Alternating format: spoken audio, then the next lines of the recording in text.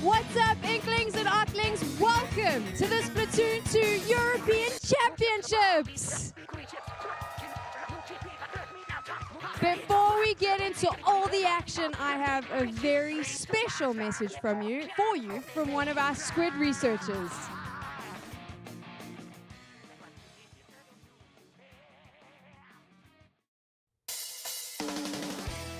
Bonjour!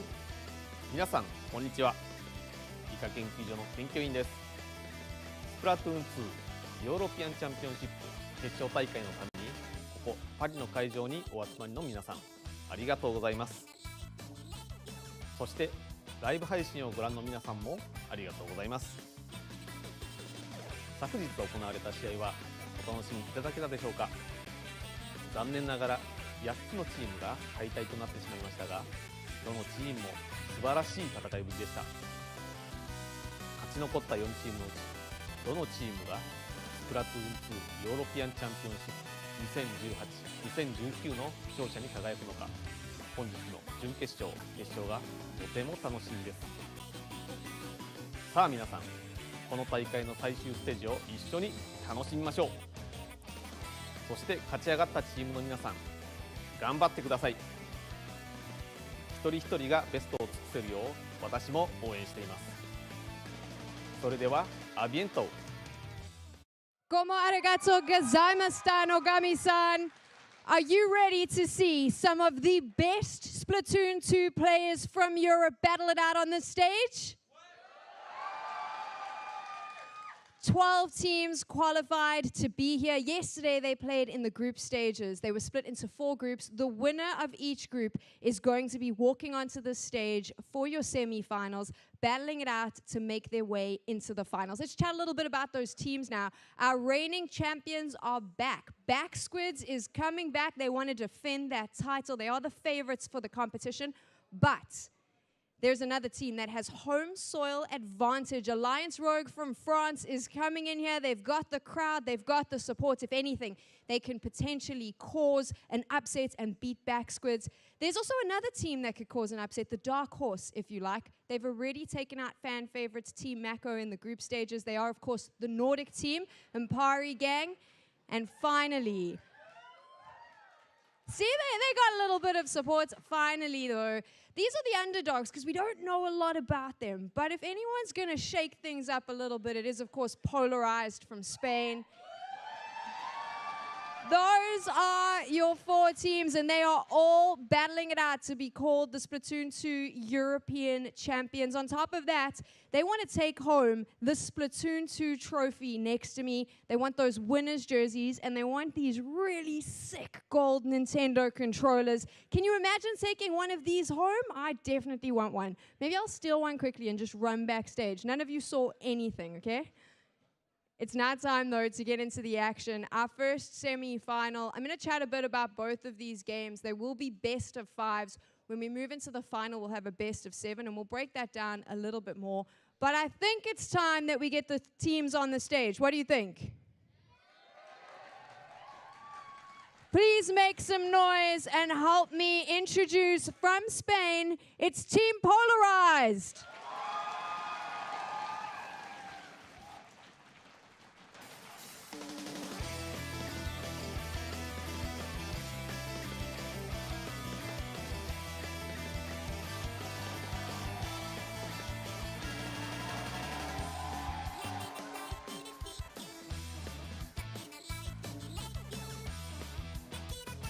They're coming back to defend their title. They are your previous champions from Germany. This is Backsquids.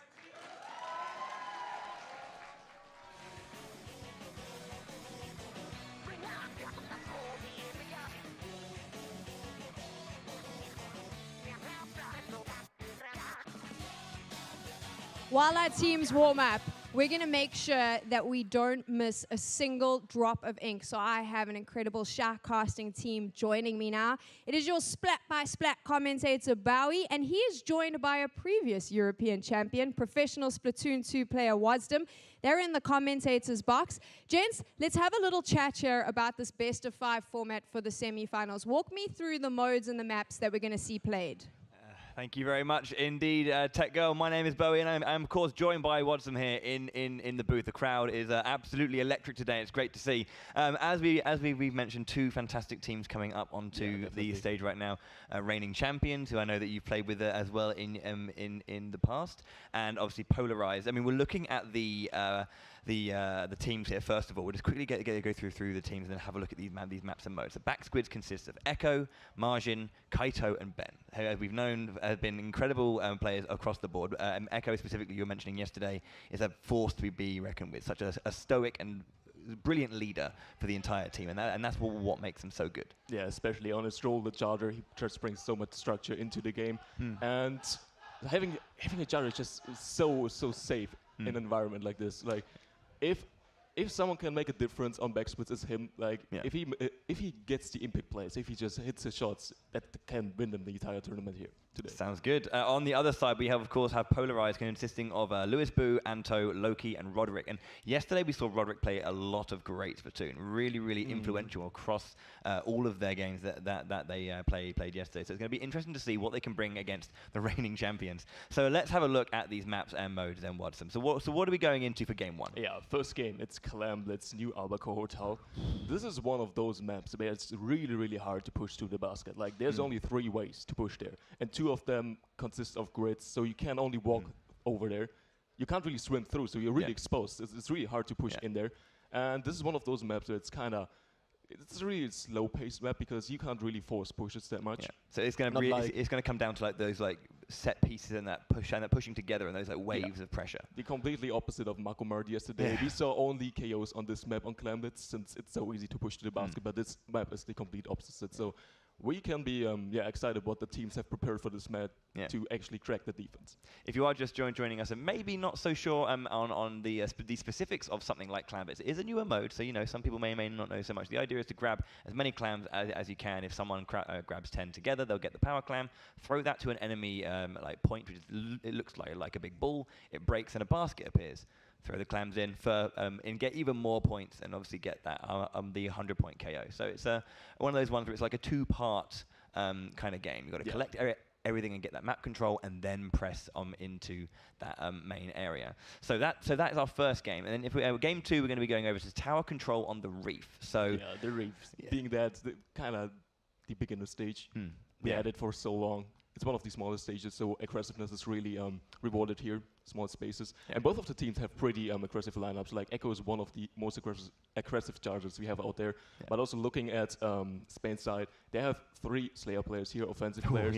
They need to flex to a support there. I'm curious to see who's going to do that. But Yeah, I mean, I think when you have a team that's kind of comprised of one kind of like play style, you need to try and flex. Yeah, as you say, flex around that, but also be very, be a little bit adapt as best as you can. But as you say, this map is going to be one where a lot of aggression is going to really play into their hands. I guess everyone's going to be very well experienced with this map, and we'll see what they can bring out. As for game 3, we're looking at splat zones on more 8 hours. So more 8 hours. That's the complete opposite. Yeah, it's one of the biggest maps in the game. Yeah, the most vertical one.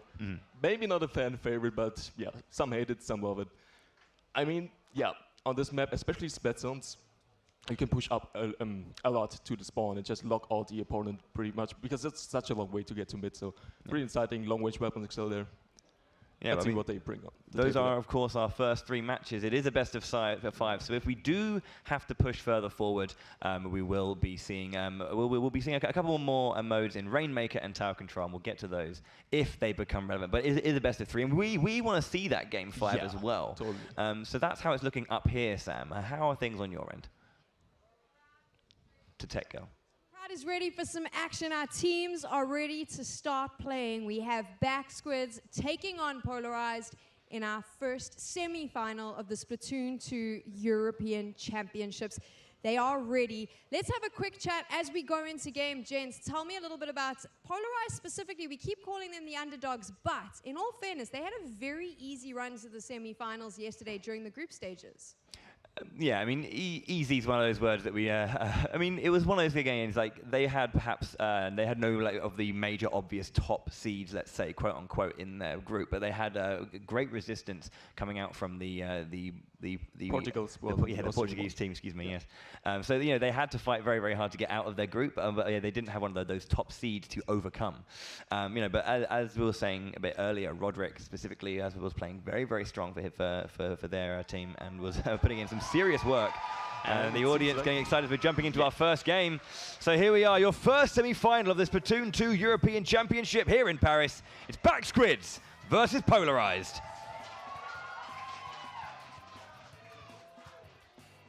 Okay, so we are looking at the team comps here. Both teams opt for a Kansas splatter shot with the Booyah Bomb respectively. It has been buffed as of lately, gained traction as of the past, and already 2 splats coming in for Back Squids here.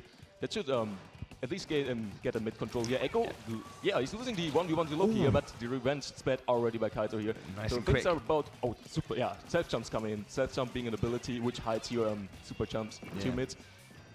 Trying to play with maybe a little bit few of these extra skills just to maybe confound their opponents. Anto looking for a splat here and there, but unable to actually confirm their splats back and forth from both teams so far. Nothing major in terms of getting huge control and pushing forward. Margin on this lower side, though, just trying to pressurize the opponent across this grate, which, as you say, you can't swim over, you have to walk, which makes it hard. Ben on the far side.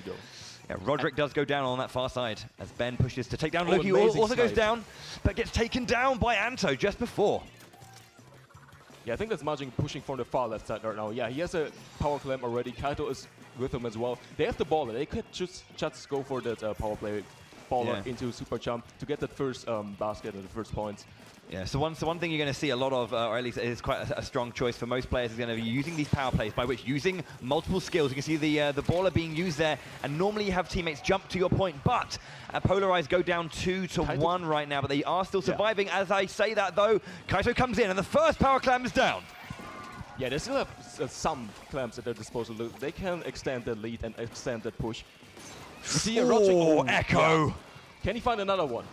Trying to find that second splat if he can, but you can see the evasive maneuvers gets taken down eventually, though, by Anto. It seems like on that top side, 2 for 1 now, and this is the ability for Polarized to push back. Solid defense by them. They already have found 2 splats as well. They have 1 power clamp lying mid. They have the so-called pity clamp in their spawn, which you get after the enemy broke your basket.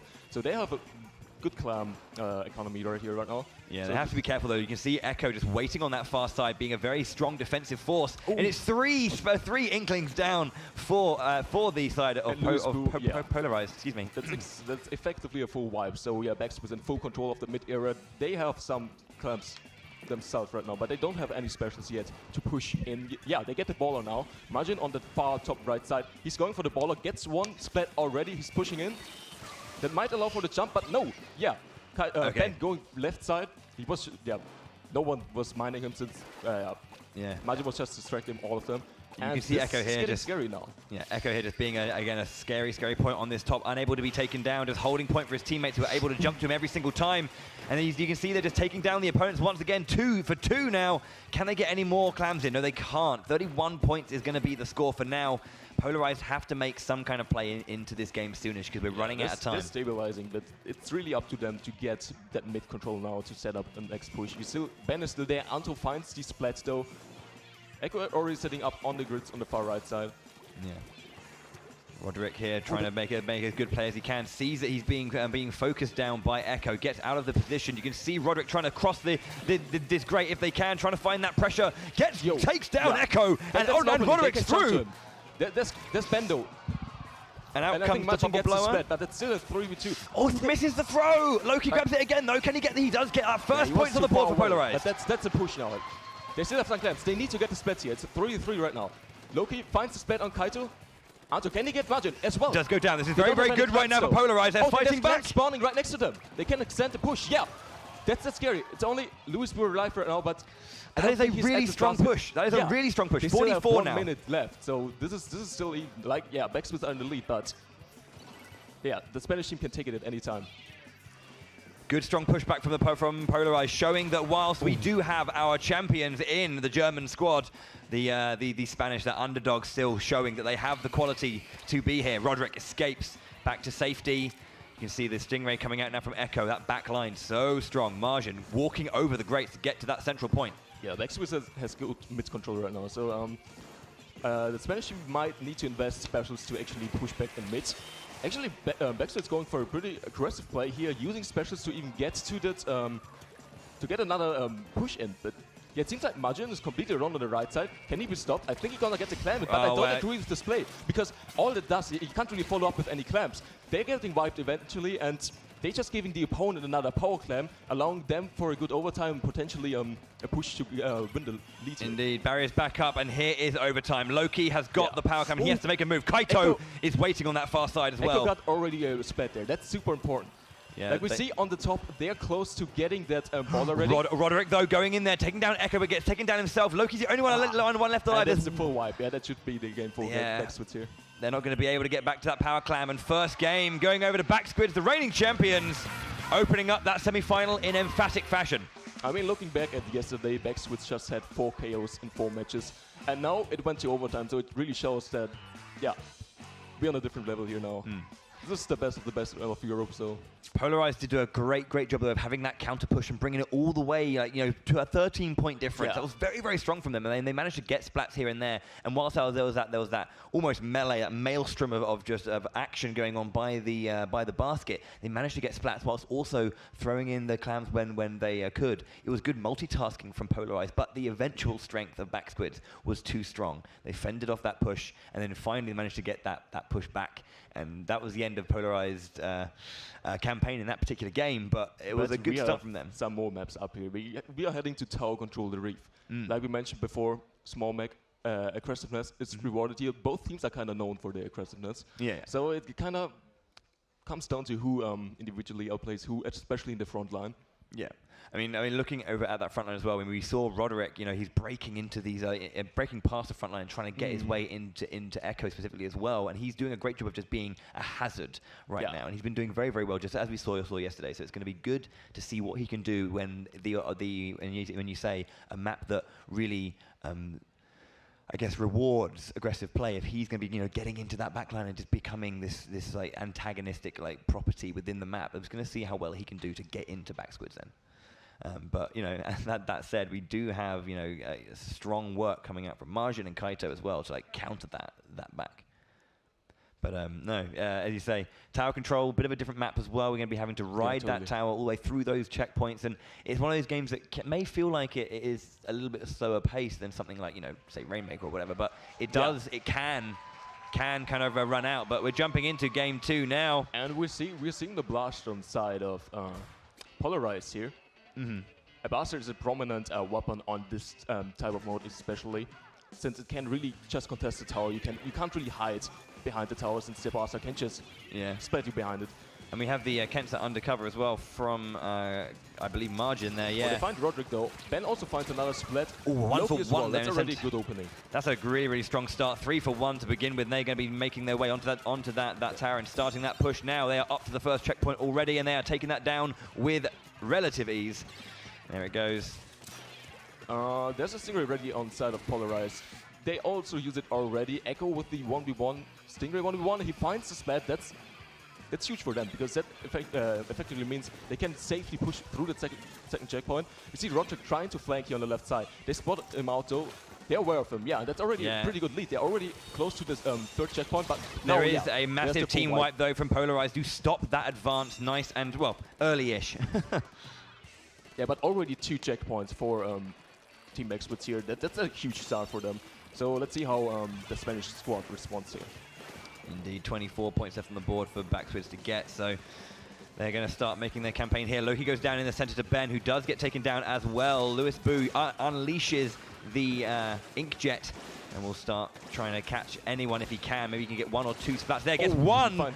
Just about, as Margin was just about to finish him off himself. If he wouldn't got that kill, he would have gone down to Margin, because he was just camping his landing spot. Yeah.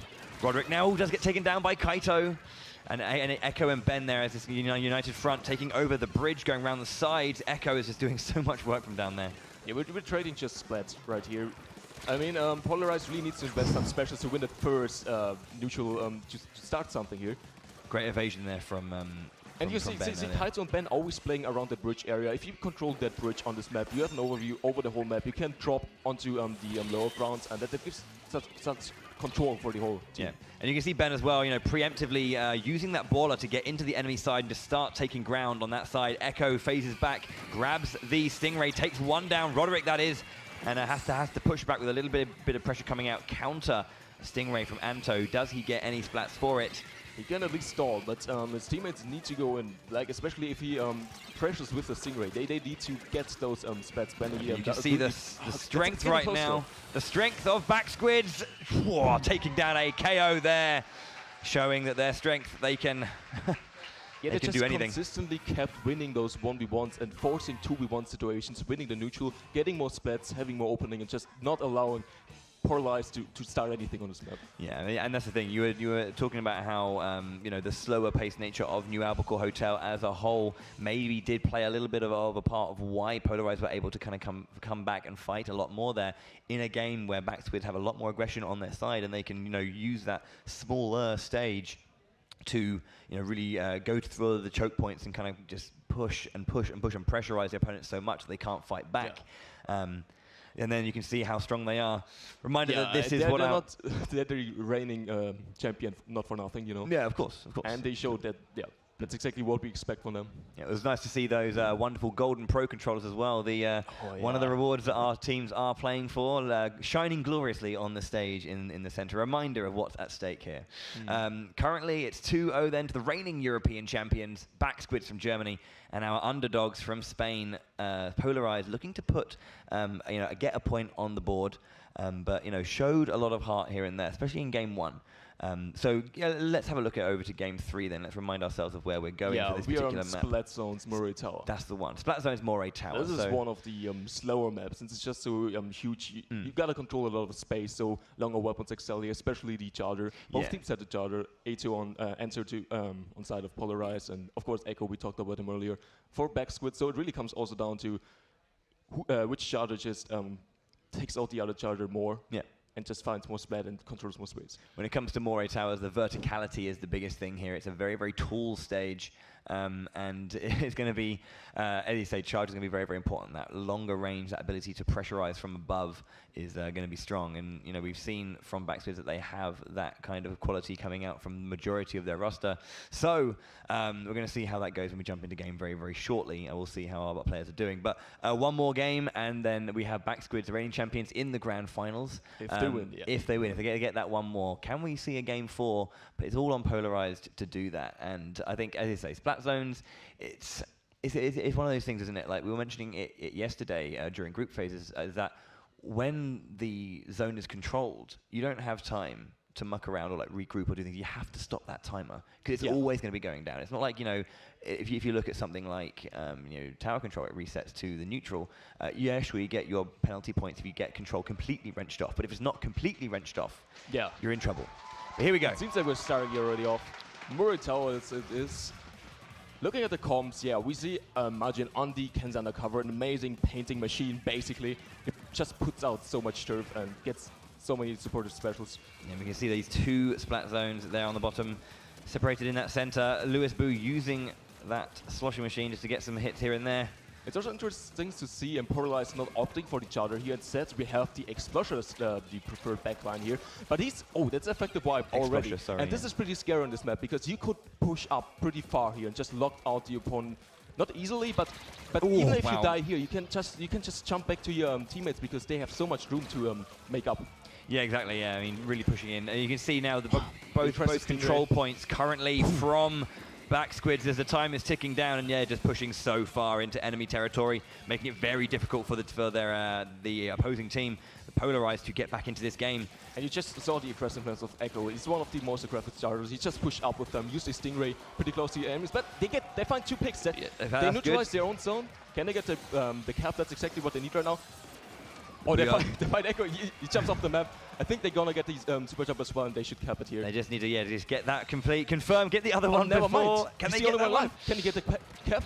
That's really unfortunate. They didn't press and push their advantage when they had it, and then once again they don't get the bonus points onto their opponents, and that's going to be huge. That could actually be a big difference in this game. Amazingly played by Backsplit to stay alive there. Like, all odds were against them in that situation, but someone individually popped off there. And it's only 18 points on the map. Ento already drops. He has the ball already. You can see Lewis Boo there going through. He has to make something happen here. Has to stop this timer if they can. Can they get it? They stop the timer for a little bit. They can't do it. It's 2v2 in mid. It's 2v2 in mid. Lewis Boo is down there. Rodrik's coming with the ball to assist Majin on the flank. Oh, not just yet. They're going to 3, 2, and 1. They stop it once more. Can they get the finish? It's going down. They get a turnaround. What a huge counter attack there. Now they got 3 more minutes to do the comeback here. Ooh, that was important. They've now got a huge buffer. And they find Echo as well. Like, finally they're pushing up here. This could be the start of something.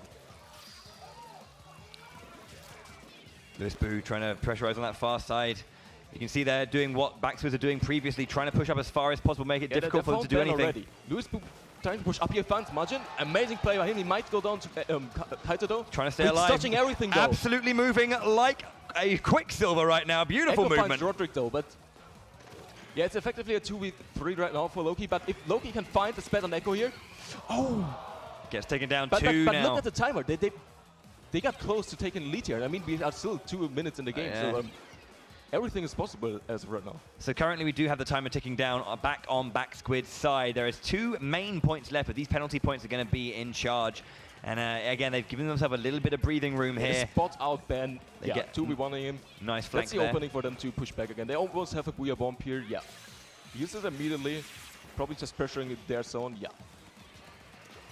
Takes away the timer for a little moment. Gets the one though. space. They get a second one. Kaito mid kind of exposed. Can they find him? Yeah, double splat there. No. Loki pushing forward once more. Can they get any pushback from this? Only Kaito live on the far left side with the machine. They have to be covering this ground. They have to have both to get that. They also can't allow Kaito to just stay there to get the jumps back. I think Kaito wisely retreated there, so they can push up again to try to lock them out. Great stuff from Polarized now, pushing back into their own deficit. But Loki already goes down, I think, to a bomb, just, being thrown down to snipe. And that's the armor, that's the push Backswit's looking for. They also have the ball already, but Echo goes down somehow in the backline. Yeah. So if they can stop Ben here, Ben finds one pick, but counter baller popped here by Ento, I think. Yeah, I mean, you can see that, and now it's been pushed back onto the side of Backsquid. It's so back and forward now. That first push being the main difference, though. Rodrik is still in there, though. He's getting called out. I don't think he can. Yeah, he tries to jump out. Unfortunately, he can't do so. But his teammates already pushed back quite a bit. But Ben is flanking him. They're kind of staggering the kills right now, and that's not exactly what Polarized wants, because as you look up, that's only 30 penalty on there. You see there, though, Lewis Boo getting 2 hits. Effectively 2v2, Rodrik dropping on left side. Yeah, they're also jumping in, but I think, they need to regroup a bit more. But now kind of the timer is playing against them. Rodrik tries to buy some time. He needs to stay alive, allowing for super jumps, then just cap one zone to stay alive here. They're in control of their own zone, but they go on one. This could be rough. There's our last point there, and they can't see it through. Back But the Squids. Back Squids, they advance to grand finals just like last year, and they're in to win this one again. Nice 3-0 there from Back Squids indeed. They a well-fought game there from Polarized. They did great jobs to stay in the game as much as they could, but Back Squids showing their pedigree and reminding the Spanish why exactly they are the reigning European champions. But there you have, yeah, Back Squids did a great job. You could see, we were talking about how these slower paced games are maybe working in favor of Polarized, able to just kind of maybe stall out a little bit more. And then their first counter push was very impressive. Yeah, they almost they got it down to like 20 points or so. That's not far from getting the lead or KOing even there. Yeah, especially how quickly the time and points can tick down when you're like not quite aware of them. They're like, oh, actually, there's like 15 points have gone in just a second. It feels like, especially when there's so much action going on and you're just trying to deal with so much. But fantastic first set coming out from both teams there, but Back Squids do keep their hopes alive to get those Golden Pro controls. You can see them there, standing up, a bit proud of themselves. Happy with that one, but the Spanish did put in a fantastic showing today here in Paris. Yeah, just getting to that stage. I mean, they had to battle through their regional tournaments, like taking out all the top contenders in their country, then also coming here to the European Championship, getting through the group stage, taking out other reigning champions of the respective countries. Yeah.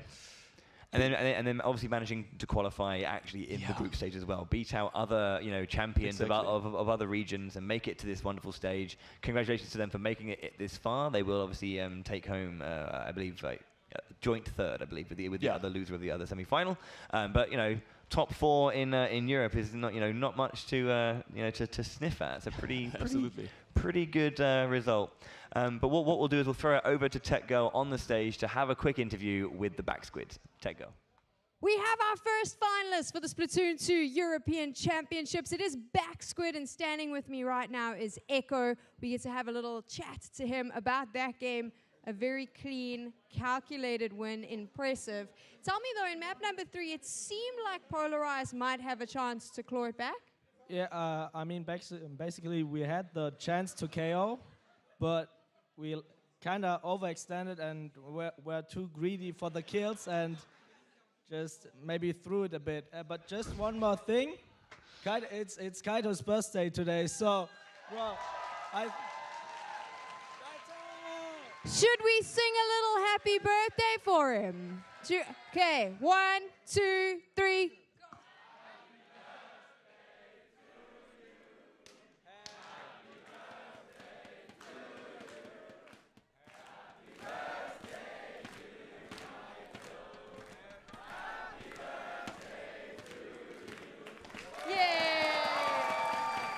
So this could be a really great birthday present because you're now in the finals. You could potentially win the championship. When we get back into the game, though, who do you think is the team that you're probably going to have to face off against? I mean, it's very hard to say because both teams are very equally as good in skill, but I feel like the maps are kind of on Ampere's side because they're pretty small and so you don't need really a backliner.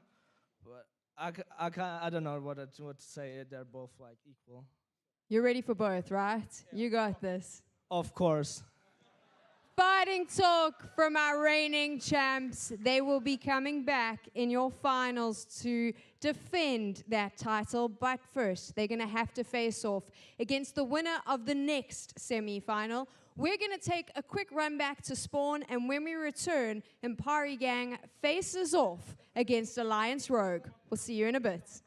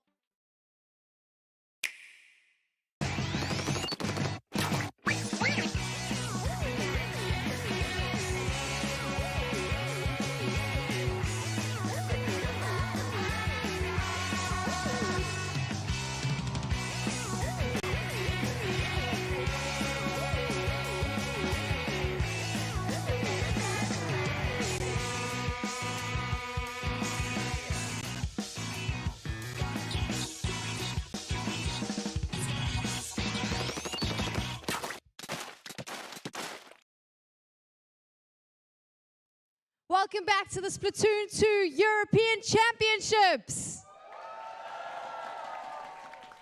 We had 12 teams competing yesterday in the group stages. We've narrowed them down to 4. They were competing in the semi-finals. We already have our first finalists, last year's champions, Backsquids. We just saw them make the finals, and now we need to find out who joins them. Are you ready for our second semi-final? We have a packed audience here in Paris, France, so I'm going to ask them to make as much noise as possible to welcome the dark horses in this race. It is the Nordic team, Impari Gang!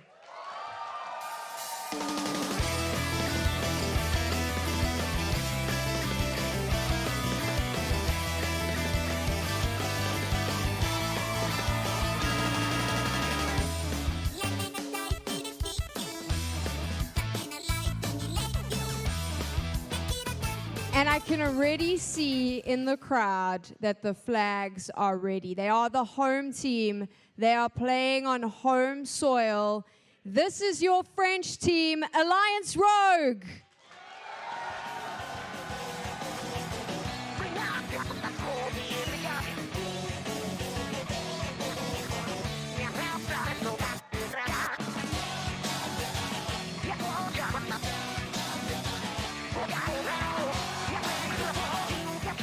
Fat Cat making sure that he makes an appearance as well. I want to know, because we have this entire crowd here in Paris with us watching all the action live. You need to let us know which team you're supporting in the semi-final. Let us know in the chats. But now I'm going to ask our audience, which team do you think is going through to the finals?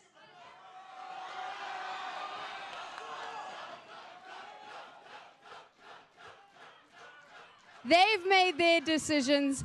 You need to make your decisions. But I'm now going to chat to our casters, Bowie and Wasdom. Gents, I want to know from you, we mentioned here that Impari Gang was the dark horses, if you like. We've also mentioned that Alliance Rogue had a really fast run in the group stages yesterday. Walk me through the star players on either of these teams and why they both could potentially cause a scary risk for Backsquids if they make the finals.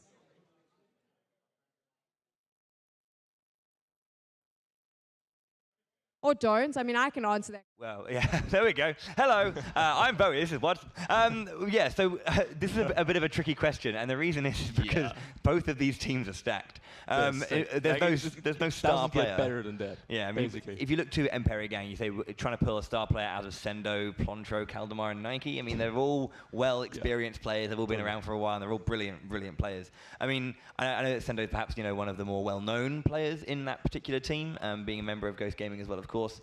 A very, very strong international team here in Europe. Yeah, you mentioned Ghost Gaming. Like, we have 4 people of Ghost Gaming playing in this tournament, in this match particularly. And also, like, their biggest rival in the European scene, Kraken Paradise, like, also the top contender for the scene. There's also 3 players playing in this match right now. So it doesn't get better than that. They know each other pretty well. So they're basically playing against teammates right now. So. Yeah, I mean, looking onto the other side, obviously, Soren's a well-known player. Kiva, Urza, and Gray as well on the side of Alliance Rogue. I mean, I've seen Kiva play for a few years as well, and he's always been impressive whenever he's shown up. So, it's hard to say who's going to be the star player for each of these teams. Just looking at it, but I've always been, at least on Emperi Gang's side, I've always been interested watching Nike and Plantro. Yeah. I don't know. Slosher. Yeah, Team. they just work so nicely together as well. They're kind of like Wargroove Pikemen, you know. They're in like adjacent squares. They just go in and do so much damage. So it's just good to see. It's really hard to play against. Yeah, that's a for sure. nightmare. Oh man, yeah, it's one of those hard ones. We were discussing a little bit earlier as well, Watson. We were thinking like, you know, who do we think between these two teams is going to win this one? And I was thinking, I mean, I don't think it's going to be a 3-0, absolutely not. No. But I think my own personal take is I'm going to back. I mean, I'm not going to make any like. I'm not going to put my money on this, but it's like, you know, Emperi Gang, I think that they've got something very good here, especially when we're looking at those maps and modes that we were looking at earlier. Yeah, like Emperi Gang doesn't play with a backline. Meanwhile, Alien Troop, they actually flex to a backline. Soren's going to play backline today. And some of those maps, they favor also non-backline comps, so that's kind of in favor of Emperi. I think Echo also mentioned that as well. Pretty close range map, so long range doesn't excel that well there. So, but still, if I would need to make a prediction, even though it's super close, it can go either way. I would give the edge to the France team. Okay, well they are on home turf, and they do have that home field advantage. The crowd obviously going nuts for them, which is lovely to hear. They want to get that revenge set against Backsquid. Like last year, they were so close to taking the whole thing. They just for sure to Backsquid, so they want the revenge against them. Yeah, I mean, it's always nice to get a little bit of revenge against the players who beat you, but man, this is going to be an electric match for sure. It's going to be crazy. Just let's have a little look at this. So we've got, as we say, Clan Blitz on New Albacore Hotel, Tower Control on the Reef, and then Splat Zones for Moray Towers. I think we're going to see a Game 4. And so I think, you know, Game 4 is looking at Rainmaker on Black Belly Skate Park. Yeah, Rainmaker, we haven't seen that mode as of yet. It's like one of the most fast-paced modes. It can go either way. Like one team wipe is enough to get such a good lead that you can just win the whole game off of it. And Black Belly Skate Park is also one of those maps which is pretty a pretty small map. You kind of don't have that much room to maneuver around, so a lot of interactions going on there. Also, Crescent has again favored on that map. And if we are lucky enough to get a Game 5 though, we would go over to Tower Control again, this time on Piranha Pit. Ooh, okay, yeah, sure. So obviously the tower likes to hover over that dead space in the center, which makes it very hard to kind of like get onto and then push. It was really intriguing map. This is one of the most outstanding tower maps, like one of the most unique ones. Yeah, so you can see the Nordic team there, mostly from Finland, I should specify as well. Obviously, the Nordic's made up of 4 lovely countries: Denmark, Finland, Sweden, and Norway. But the Finnish team was the one that came through. I think there was one team that had like one Norwegian player in there as well. So that was a really fun finals. Reminder, obviously, that all these teams did come through their own regional qualifiers and did have to beat out everyone in their own country to get to this point. And they all had their own heartbeat and breath when you go there. They all felt so unique and so different, and that was what was lovely to see and be part of all of these events over the course of the year. The wonderful thing about the European Championships is that we're bringing so many different countries, so many different cultures together, all to celebrate one lovely game. Totally. And it's great to really kind of do that together. Also, Emperi Gang yesterday in groups, they already faced the UK, one of the top contenders for the tournament, and it was a close match, but they end up winning 2-0 here. So they already proved themselves to be a top contender here at this point. Yeah, I mean, and the thing is, like Team Mako, who they beat out, are not an easy team to beat, and to do it, in a 2-0, regardless of how close those games were, shows the quality that is going to be coming out of the Nordic team. But of course, I mean, Alliance Rogue have been doing this for a long time. We are about to be getting into our next game, 15 seconds to go, and then we're going to be jumping up. So guys, in the audience, make some noise for the teams you want to hear. It's your second semi-final, Alliance Rogue versus Emperi Gang.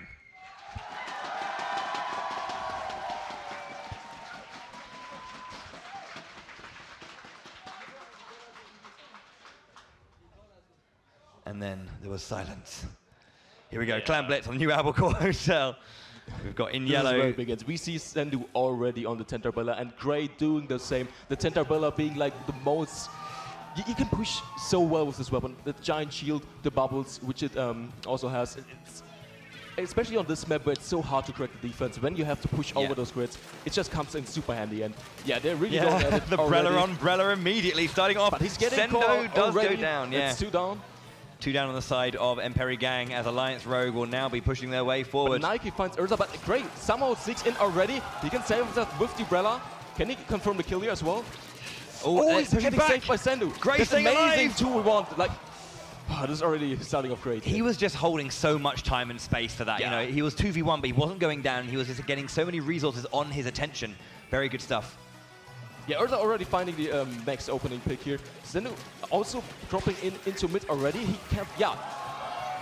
And so yeah, Blunder's there as well in the baller, but I don't think he can survive when there's like all 4 of them. So many.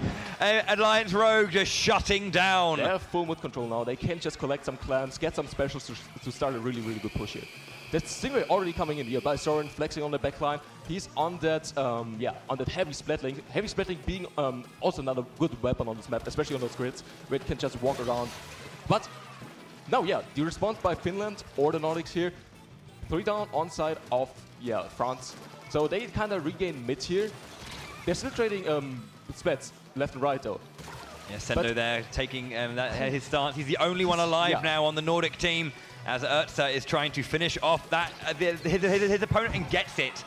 They're just going ham at each other at this point. Like trading kills left and right, and at least for both teams, it's up to just regain that mid control as of first, just to get those clans to start the necessary push. Pontro here. Oh, they spot out someone on the far right side. I think they're 2v1ing him right now, but waiting here, just getting over the top, trying to get that punish if waiting possible. For your teammate to. There's pressure coming out. They can't find any yeah, they find Soren now. Yeah, Soren goes down, so also immediately responding with Splat for France. Kaldemar being it's just going back and forth right now. Like in the 2v1, couldn't get that finish off. Kiva here, maybe going to get that 2v1 success, but manages to survive and push back. Kaldemar is being pushed around the map completely as Pontro goes down, and Gray on the far side is having a 1v1 with Sendo. The Brella action once more. Out come the bubbles. But Sendo even wins that. Amazing play by them. But at this point, I mean, they've been kind of trading splats left and right for like half the match already. And it really comes down to which team can just coordinate their specials and their to play better at this point to just get more splats to have an opening. And it seems like Finland is about to, they also have the bubbles. This will make, There we go, Sendo's in. Sendo can just stay around that area for like forever. They get a good lead, like 56 already good, and they find 2 splats as well. Soren also going down, it's only Urza. He needs to find the splats. Oh, that's a full wipe. A full wipe. Can they get any more? There we go. Is jumping in. He's gonna keep that push alive, and that's exactly the push they were looking for. Since this map is so easy to defend, it's so hard to crack as a pushing team. So even if they get shut down with the push, it's still an amazing lead. They took there a little bit of time to get going. They're finding splats here. The ball as well. Oh my word! Emperi Gang after a great play. What a statement on this map. Like, they just played a KO them, and you can't ask for a better start than that. That was so quick. As Sendo's smiling at that one. Pontro quite stoic as always, but Alliance Rogue has had a strong start, and they were all over Emperi Gang, but Emperi Gang just waited and waited and waited. They found their moment, they dug deep and went, you know what? Let's start playing this game now. You know, you're in semi-finals. Welcome to the way we're going to be playing. Alliance Rogue had a good start on the back foot to begin with, though, as Sendo and crew really just battened down the hatches and I mean, that first game, it was on 50, then suddenly it was over. I was like, all right, sure, GG. But you can see how close together, like skill-wise, they all are. Oh, like yeah. 2.5 minutes, like half the match, they were just trading left and right. And as soon as one team just got the advantage in mid, they immediately took that advantage and just pushed it to a KO. Yes. At this level, they're unforgiving. Like, you can't give them any opening. And and you can see that quality from both sides, as you were saying as well. I mean, there was that moment when Kiva was doing like incredible 1v2s and just slowly pressing and pushing back the opponent. Kaldemar was like all over the shot whenever Kiva was around, but as soon as they had that that ability to kind of get into the team fight and get those victories, the push was so strong, and it was great to see the Brella on Brella from almost like second one. The game started and there was just Brellas going at each other. We saw that consistently. But Sendo winning out a few of those here and there. But, you know. That makes a difference. First game going over to Emperigang 1-0. Doesn't mean it's over yet, of course. I mean, Emperigang still need to win 2 more, and there are 4 maps left to play. So, you know, who knows how it's going to go. Game 2, though. Tower control. Yeah. The Reef. I mean, we were on New Albacore Hotel. That's one of the biggest maps in the game as well. Also, yep, Emperigang didn't play a backline. They won't play one here as well on the Reef, but they don't need to. The Reef is like, I talked about it earlier as well. You were right. Got that smile going. But yeah, I would have favored France for the first match, but you just saw how Finland responded to that, and they can look to extend the lead right now and take that momentum. Yeah, but we're going to be jumping into our second game now momentarily. It's all but over just yet. Game 1 down, Emperigang 1 and Alliance Rogue 0. We're jumping into the second game. It's going to be tower control on the Reef. Let's make some noise for our players, guys.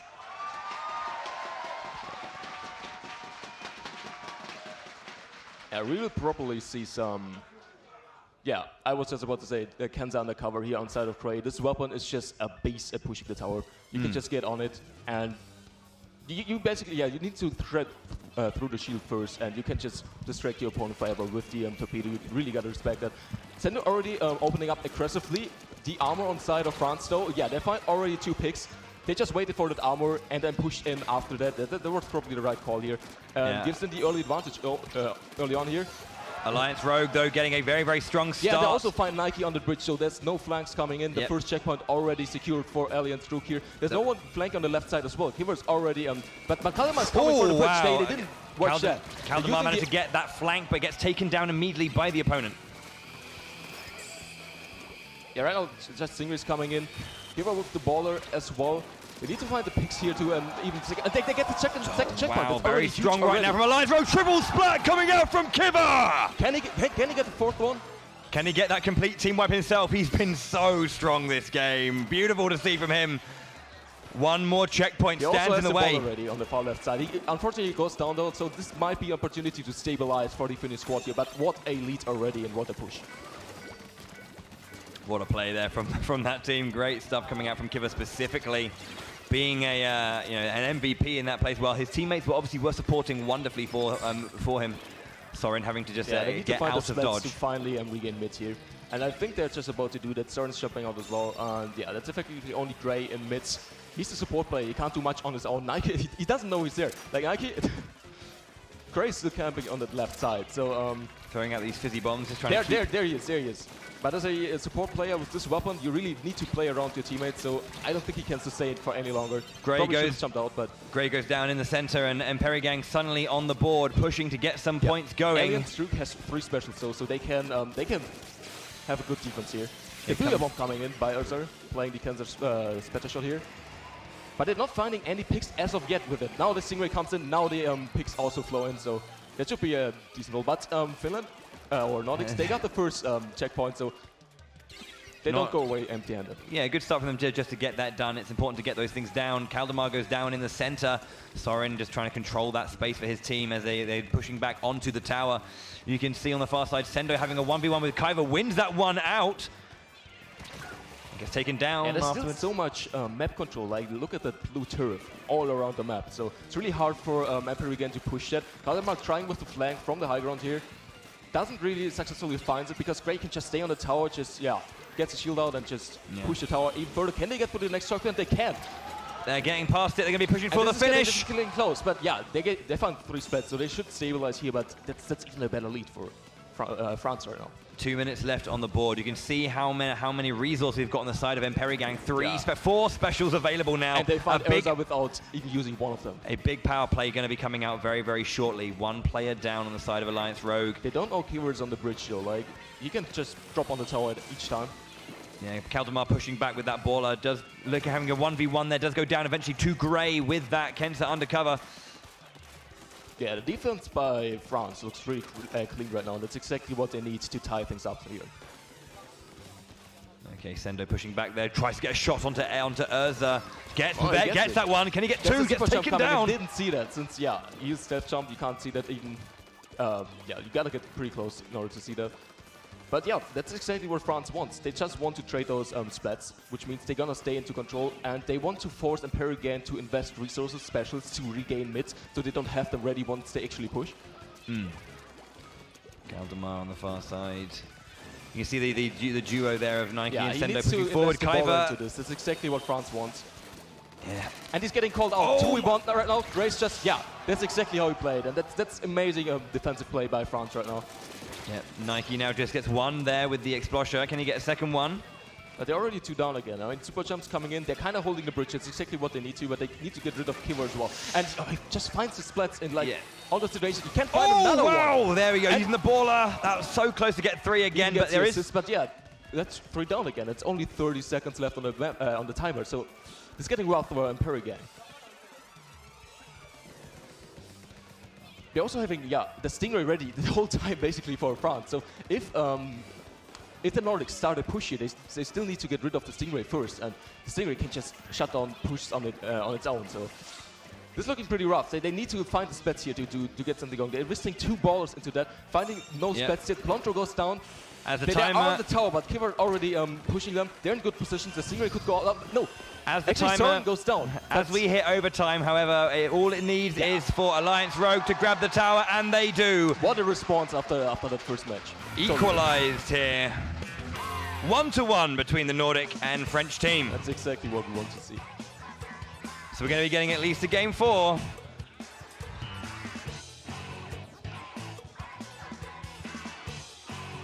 I mean, that map looked pretty dominant for France, to be honest. It was very, very strong. But they were consistently controlling the space all the time, and you know, they were having these immediate, they were making these set plays that were kind of based around individual players getting in and pressurizing, and then just especially Kiver, you got like 2 triples or so, maybe more. We didn't see it on stream, maybe, but they were like that. Yeah, they were consistently trying to find a point where, like, well, if one player is, you know, in a position to devastate the opponent, what can we do rather than like to try and get in there and also deal damage? How can we support that success from them? And I think, you know, staying back or rather supporting someone in being aggressive in that vein and then helping them succeed like that is better than trying to like dogpile on someone and trying to get these splats in that way. And Kiver was supported so well and managed to get there were so many work. forced 2v1 situations. Cray was assisting with the umbrella, just distracting, and they're buying time for Kiver to get this splat. Amazingly played. That's exactly what we want to see. Exactly, and that's the kind of that's their team cohesion, and that's their synergy, their ability to go like, right, I need some help. Can just come over here, support me in this vein, then we'll push forward. At this level, everyone is just so good at the game that if you're winning 1v1, like you can't do that consistently because your opponent is just so good. You really need to force 2v1 situations, just pushing together with specials the whole team, because otherwise you will just trade back and forth with goals, like in the first game, which we saw. And also at this level, like Finland pretty much dominated the first game, while France did with the second one. Yeah. Even though the matches are not close in that, it just shows that they are so good at what they're doing. Like if they're if they can play what they planned on, it's getting pretty rough for the opponent.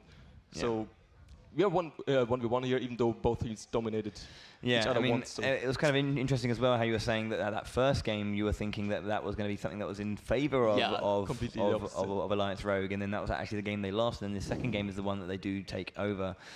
So Splat Zones, Moray Towers is going to be our next map and mode here. So again, those 2 separate zones that you need to capture, and then that time just ticks down relentlessly, ever marching onward with this very large, very vertical map. Just going to get some things sorted. But this is what obviously one part of what our teams are playing for. The Splatoon 2 European Championship trophy and those 4 beautiful golden Pro controllers. Looking very good there, and they're also embossed on the top with the emblem of the championships as well. Seems Sendo currently he has his headset back on. I believe earlier he maybe had an audio issue, but it seems to be okay now. Probably going to be jumping into game ASAP. Yeah, I mean, Moray Towers, that additional frontline pressure by Soren can come in handy on this map. This is, I mean, he can just safely stay on snipe, just contesting everything with his long range, with his burst bomb, and even with the Stingray he has every now and then. Yeah, so and we're saying that Empirigan don't have a dedicated backliner as well. Yeah. So how looking at this particular map, how is that going to play into their hands? Obviously, maybe one of their players is going to go to like flex backline.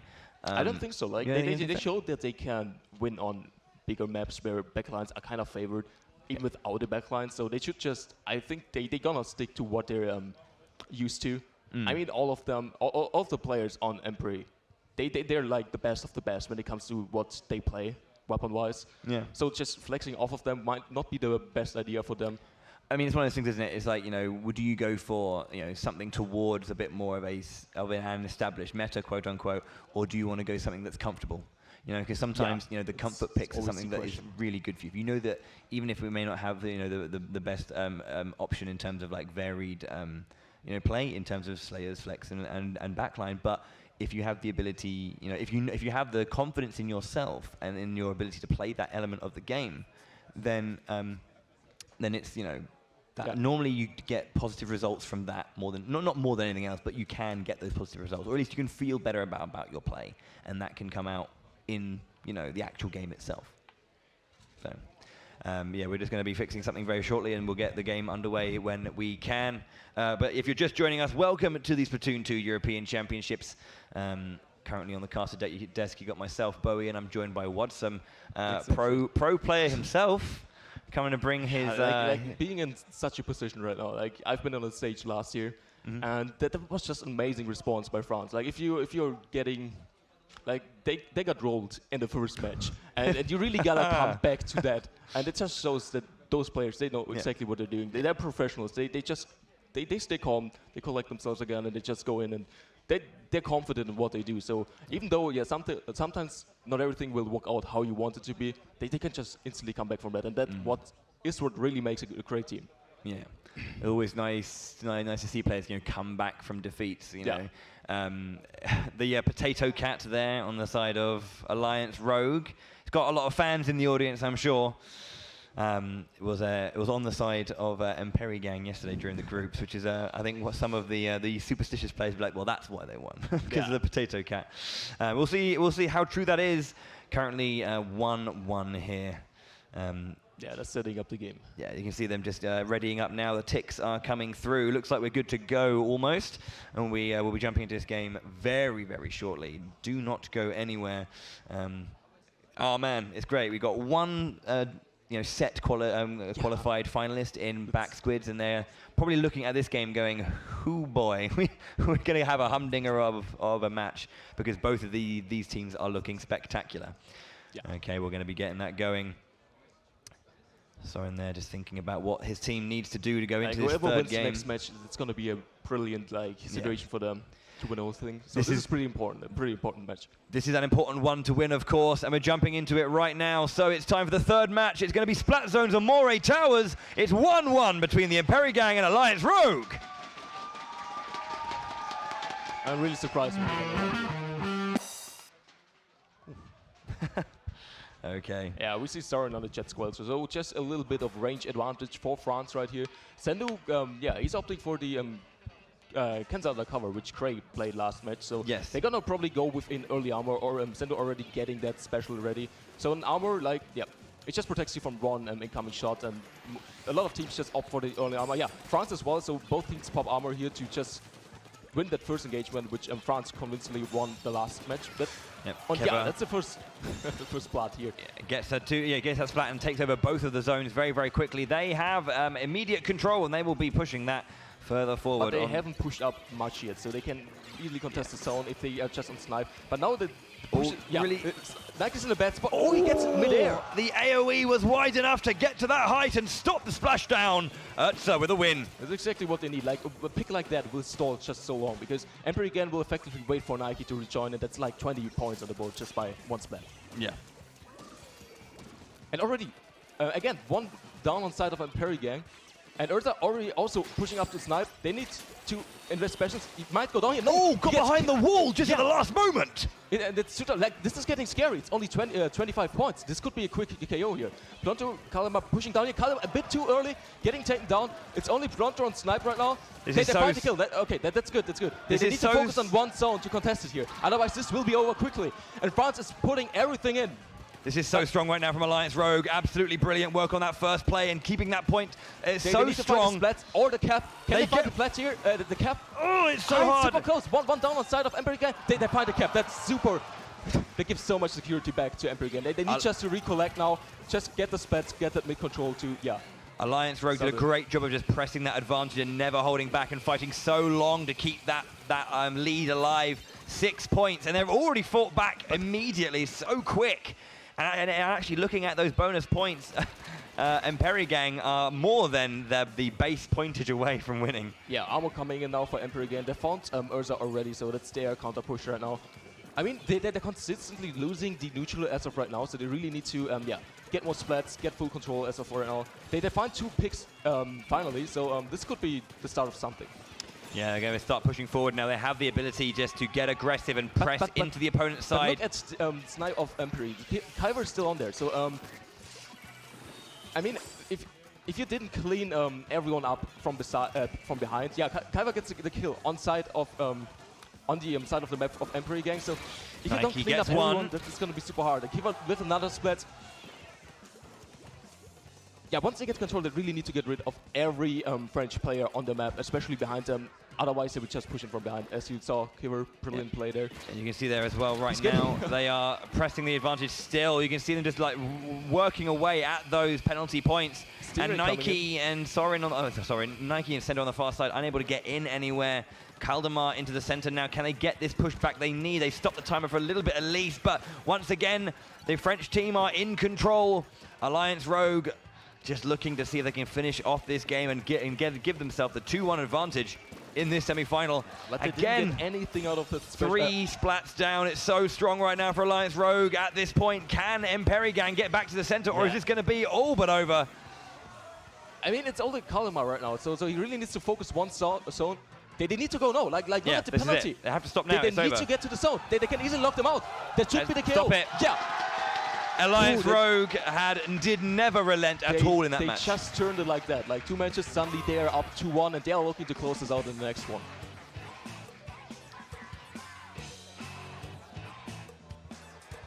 Sendo not happy with the 2-1 deficit right now. The French happy with their performance. They are 2-1 up, and they're going to be going on to Rainmaker Blackbelly Skate Park for the next one, which is a very fast-paced, and we used the word a lot yesterday, so apologies if I use it again and you're bored of this word, but very, very volatile mode, just because it's so back and forth and it can just change on a dime. Yeah. It's just so quick to be like, well, I have 0 points, now I have 95. Have fun. And it's like, great. What do you do with that? And there's so much pressure involved in just how, because it can turn so quickly. And, you're having to always fight for every single moment. And it's, with the strength that we've been seeing on the aggressive side of Alliance Rogue, if that's going to play in their favor. Those triples, that's an amazing opening for Rainmaker. And you just need to win like one team fight to get an amazing lead on this mode. But on the other side, Emperor Gang, they also have so many great players, especially we talk about Nike, Plantro, who are capable at like turning a game at every point with getting just enough splats.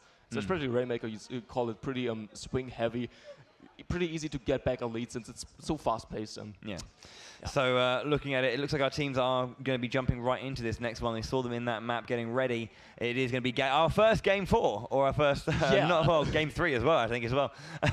Our first hotly contested match we have. Rainmaker on Blackbelly Skate Park will be our next one, and that's going to be fun to see. Yeah, and all the momentum as of right now on side of France, obviously, but I mean, we saw how France responded after the first match, and I think Emperor again is also capable of doing so as well. Yeah, I don't think that the Nordic are the Nordic team are a team to really let this go. Yeah. They're gonna fight hard and fast this one. They've got a strong team in Alliance Rogue to go up against, but if anyone's going to be able to do it, it's going to be them. Our dark horse of this tournament, up against potentially we've named them as like one of the only teams or one of the teams to really challenge and put the fear into back squids. But the timer is counting down, and we're going to be jumping into our 4th game. If you are a fan of Alliance Rogue, make your noise now, because they are 2-1 up, and they have got 1 game away from that grand finals. They do, however, have Emperigang waiting to bring it to a game 5. Can we see that 2-2? We're going into game 4. 5, that's what we want to see here.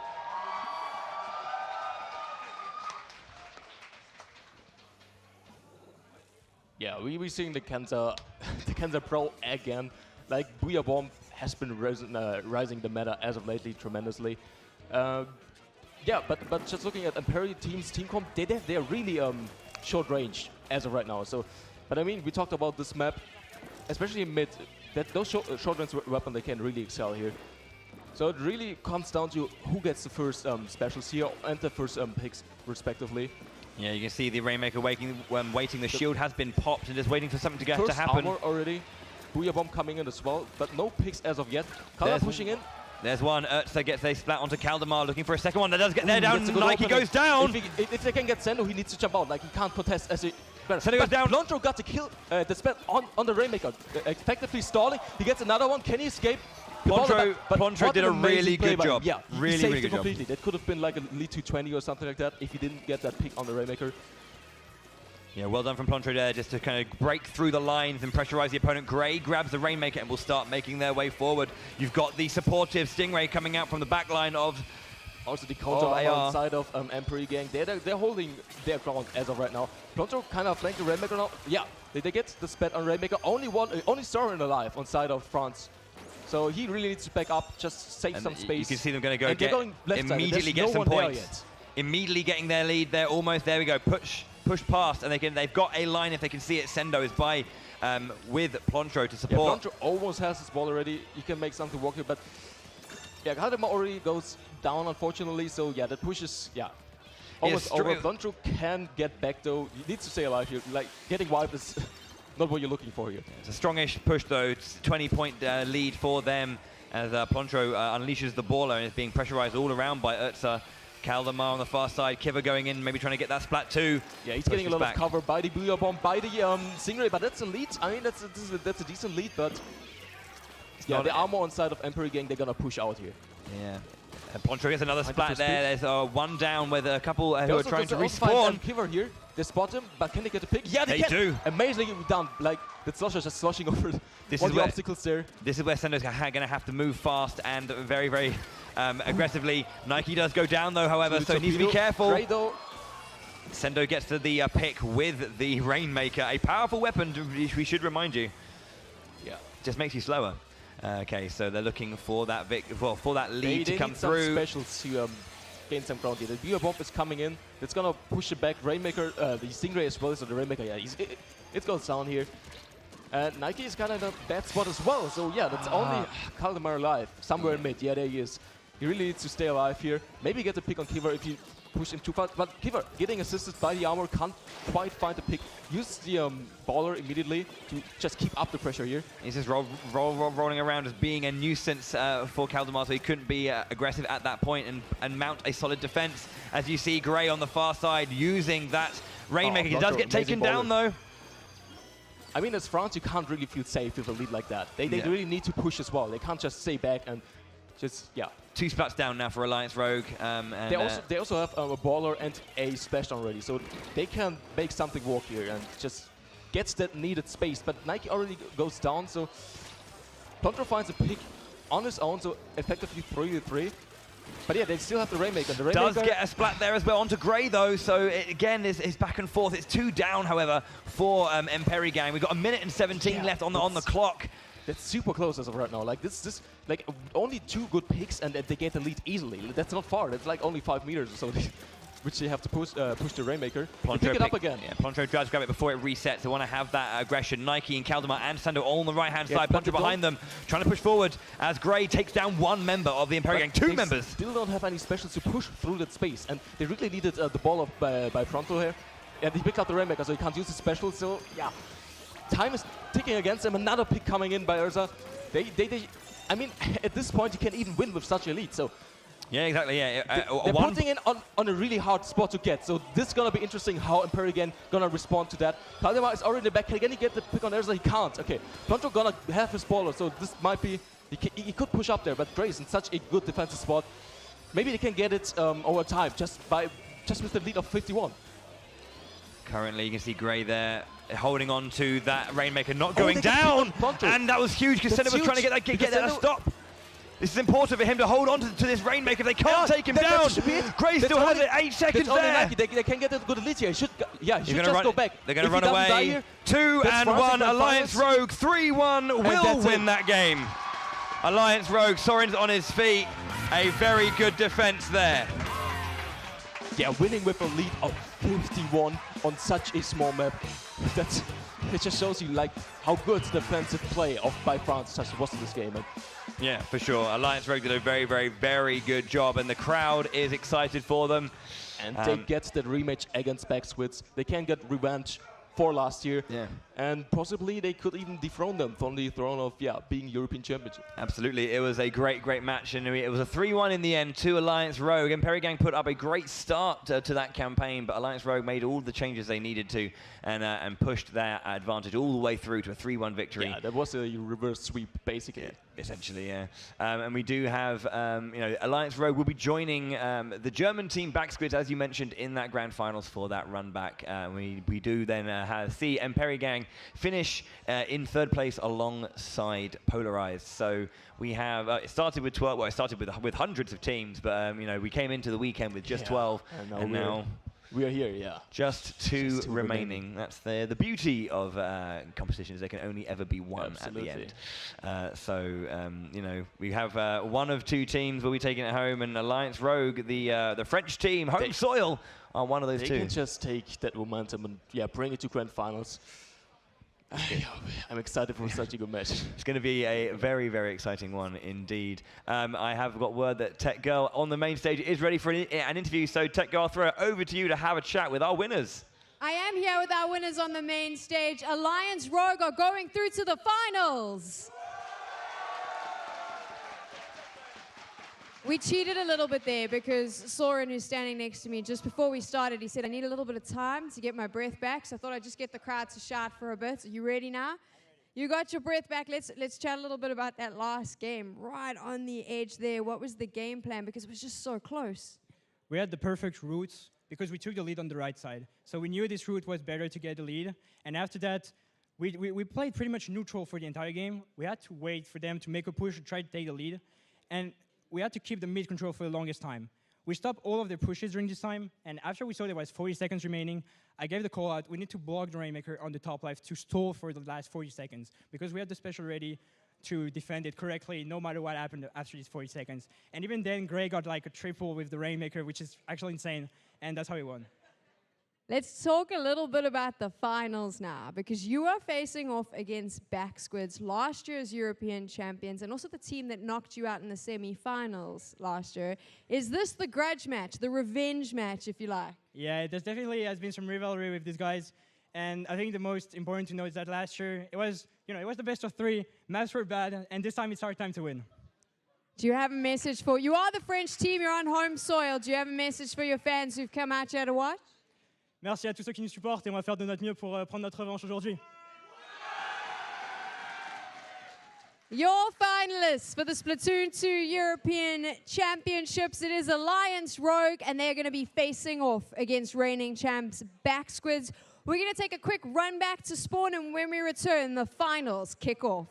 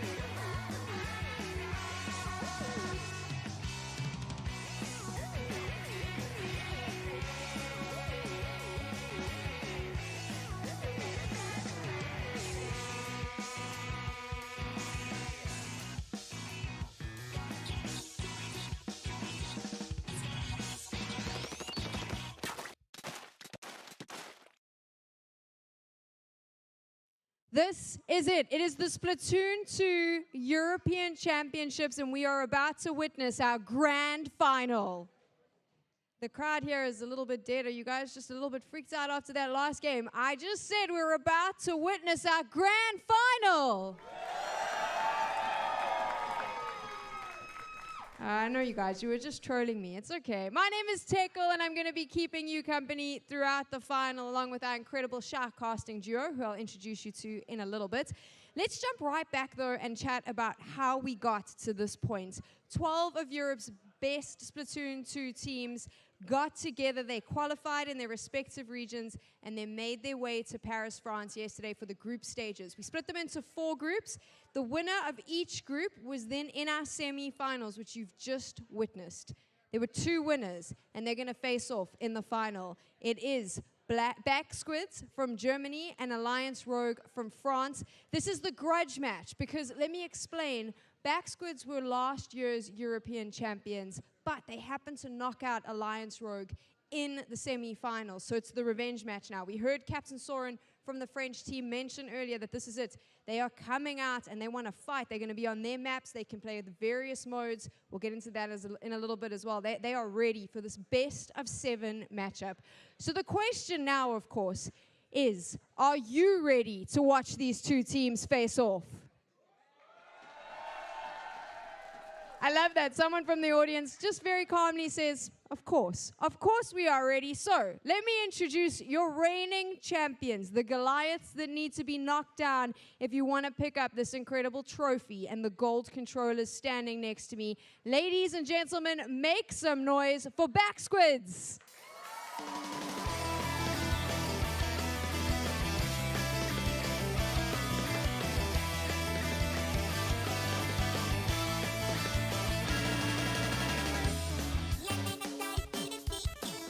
I mentioned those gold controllers that are up for grabs. I mentioned the trophy, the winner's jerseys. But what really is up for grabs is the chance to call yourselves the Splatoon 2 European champions. It's the chance to exact revenge on the team that knocked you out in the semi-finals. And it is the chance to win here on home soil. Let's introduce your challengers, the French team. This is Alliance Rogue.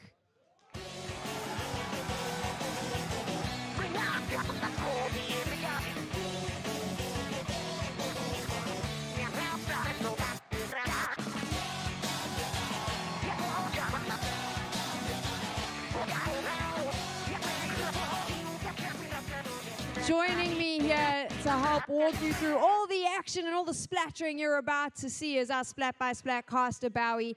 And he is joined by Dragonuto, who found himself in the semi-finals last year. He is a professional Splatoon 2 player. He's going to be able to deep dive into those analytics. Gents, let's have a quick chat here about this best of 7 format. We heard Captain Soren say earlier that this suits them because of the maps and the modes that are going to be on play. Tell me a little bit about what we can expect. Ooh, I mean, it's a best of 7. It's a very, very long series, and I'm really excited to see that, because not often you see a best of 7 coming out from a lot of competitive games. So it's going to be long. It's going to be great. So starting off, we've got Rainmaker on Schellendorf Institute, which I've seen a lot of crazy stuff from. I mean, in the UK alone, there's been some amazing plays from that. So what about Schellendorf Institute and Rainmaker combination makes it so good? Well, I have to say, Schellendorf Institute is an incredible map. It has 2 levels to it. So it has a glass pane on top, which you're going to be walking across. You can't paint the ground. And you're going to have the bottom, which is sort of where the zone will be, where the objective will be. And you've got to push your way through there. And on Rainmaker, there's so many paths that you can take. Like, you can go above, you can go down, anywhere you want to go. Yeah, fair enough. It sounds about right. Just having our friend behind us here enjoying himself. Yeah, it's one of those ones, and there's loads of little just nooks and crannies you can get into and just get a big advantage coming out. Our second game is going to be Potato Cat getting a lot of love there. Tower Control in Kelp Dome. So one I honestly haven't seen as much of over the course of the European Championship. So an interesting map and mode to get in combination. So it recently got a couple changes in one of the recent patches where it sort of opened up a little bit. But it's kind of a map that's segmented a lot. There's a lot of different dueling areas. And you'll see that a lot when we go into the match on our second game. That the teams are going to be dueling 1v1s, 2v2s in these incredibly close and strong matches. And obviously with these 2 teams being as strong as they are, we're going to see amazing plays. We're going to see brilliant stuff coming out, and especially on tower control, it's a really strong mode, and the changes helped it a lot. I mean, looking over it as well, we're going to be getting it. I mean, third game is Wahoo World Clan Blitz, an interesting combination here. But I mean, just to kind of think about this whole idea of this long series. If you win the first 3 games, like when you think about a best of 3, if you lose the first one, you only have to win 2 games to go through. If it's a best of 5 and you go 2-0 down, a reverse sweep is a hard thing to get through. If you're facing a 3-0 deficit and you have to do the reverse sweep in a best of 7, how much effort is that going to take? Well, first you come out and you're thinking to yourself, I've lost 3 games. This is scary. I don't know what I'm going to do here. And you got to bring yourself together, and you have to just go absolutely quackers. You got to really push into it and do your best to sort of bring through, because you've got to win 4 consecutive games without dropping a single one, and that's really tough, especially in a best of 7. And the best of 7 is just good for that, It brings those. I think as well. I mean, if you're going to have 2 teams going into a best of 7, I think Back Squids and Alliance Rogue are 2 that really fit the bill as well. So looking forward to seeing these 2 go hammer and tongs in this grand final. It's I mean, okay, so let's actually have a look at this. Because it's going to be best of 7. We're going to get 4 games minimum. So we're going to play in every single mode. So we're going to have that Clan Blitz Wahoo World, then Splat Zones on the Manta Maria, which we've seen earlier in the tournament in a tower control version. So Splat Zones, let's just talk a little bit about that. Going into a map we've seen before, but a very different playstyle. So obviously Splat Zones being the mode that it is, you have to ink the zone and get a counter down to 0, and those knockouts are quite common in this mode. On Manta Maria, obviously it's a very long map. And I was talking about this yesterday. You need a Stingray special, really. If you're going to be pushing that much, you want to have that Stingray special. And Manta Maria's zones are split in 2. So you're going to have them on either side of the central pole. And the grating, you're really going to want to control it. It sort of reminds me of the Reef in that way. You want to be controlling that central point, regardless of your team's place. Absolutely. Obviously, we do have here. We were mentioning earlier the winners' jerseys. We were asked to have just a little showcase of these bad boys, if we may. Over here, but yeah, the jerseys are looking pretty nice. Champions 2018, 2019, good color scheme as well happening there. So looking good. If someone can bag one of these, it's not a bad thing to go along with the fantastic controllers as well. So very fancy looking jerseys. Yeah, absolutely. We'll see who's going to be wearing those ones and sporting them in future tournaments as well. But yeah, lots of water going on. Good. Drink lots of water, friends. Drink lots of water. Always a good thing to do when you're in these high competitive situations.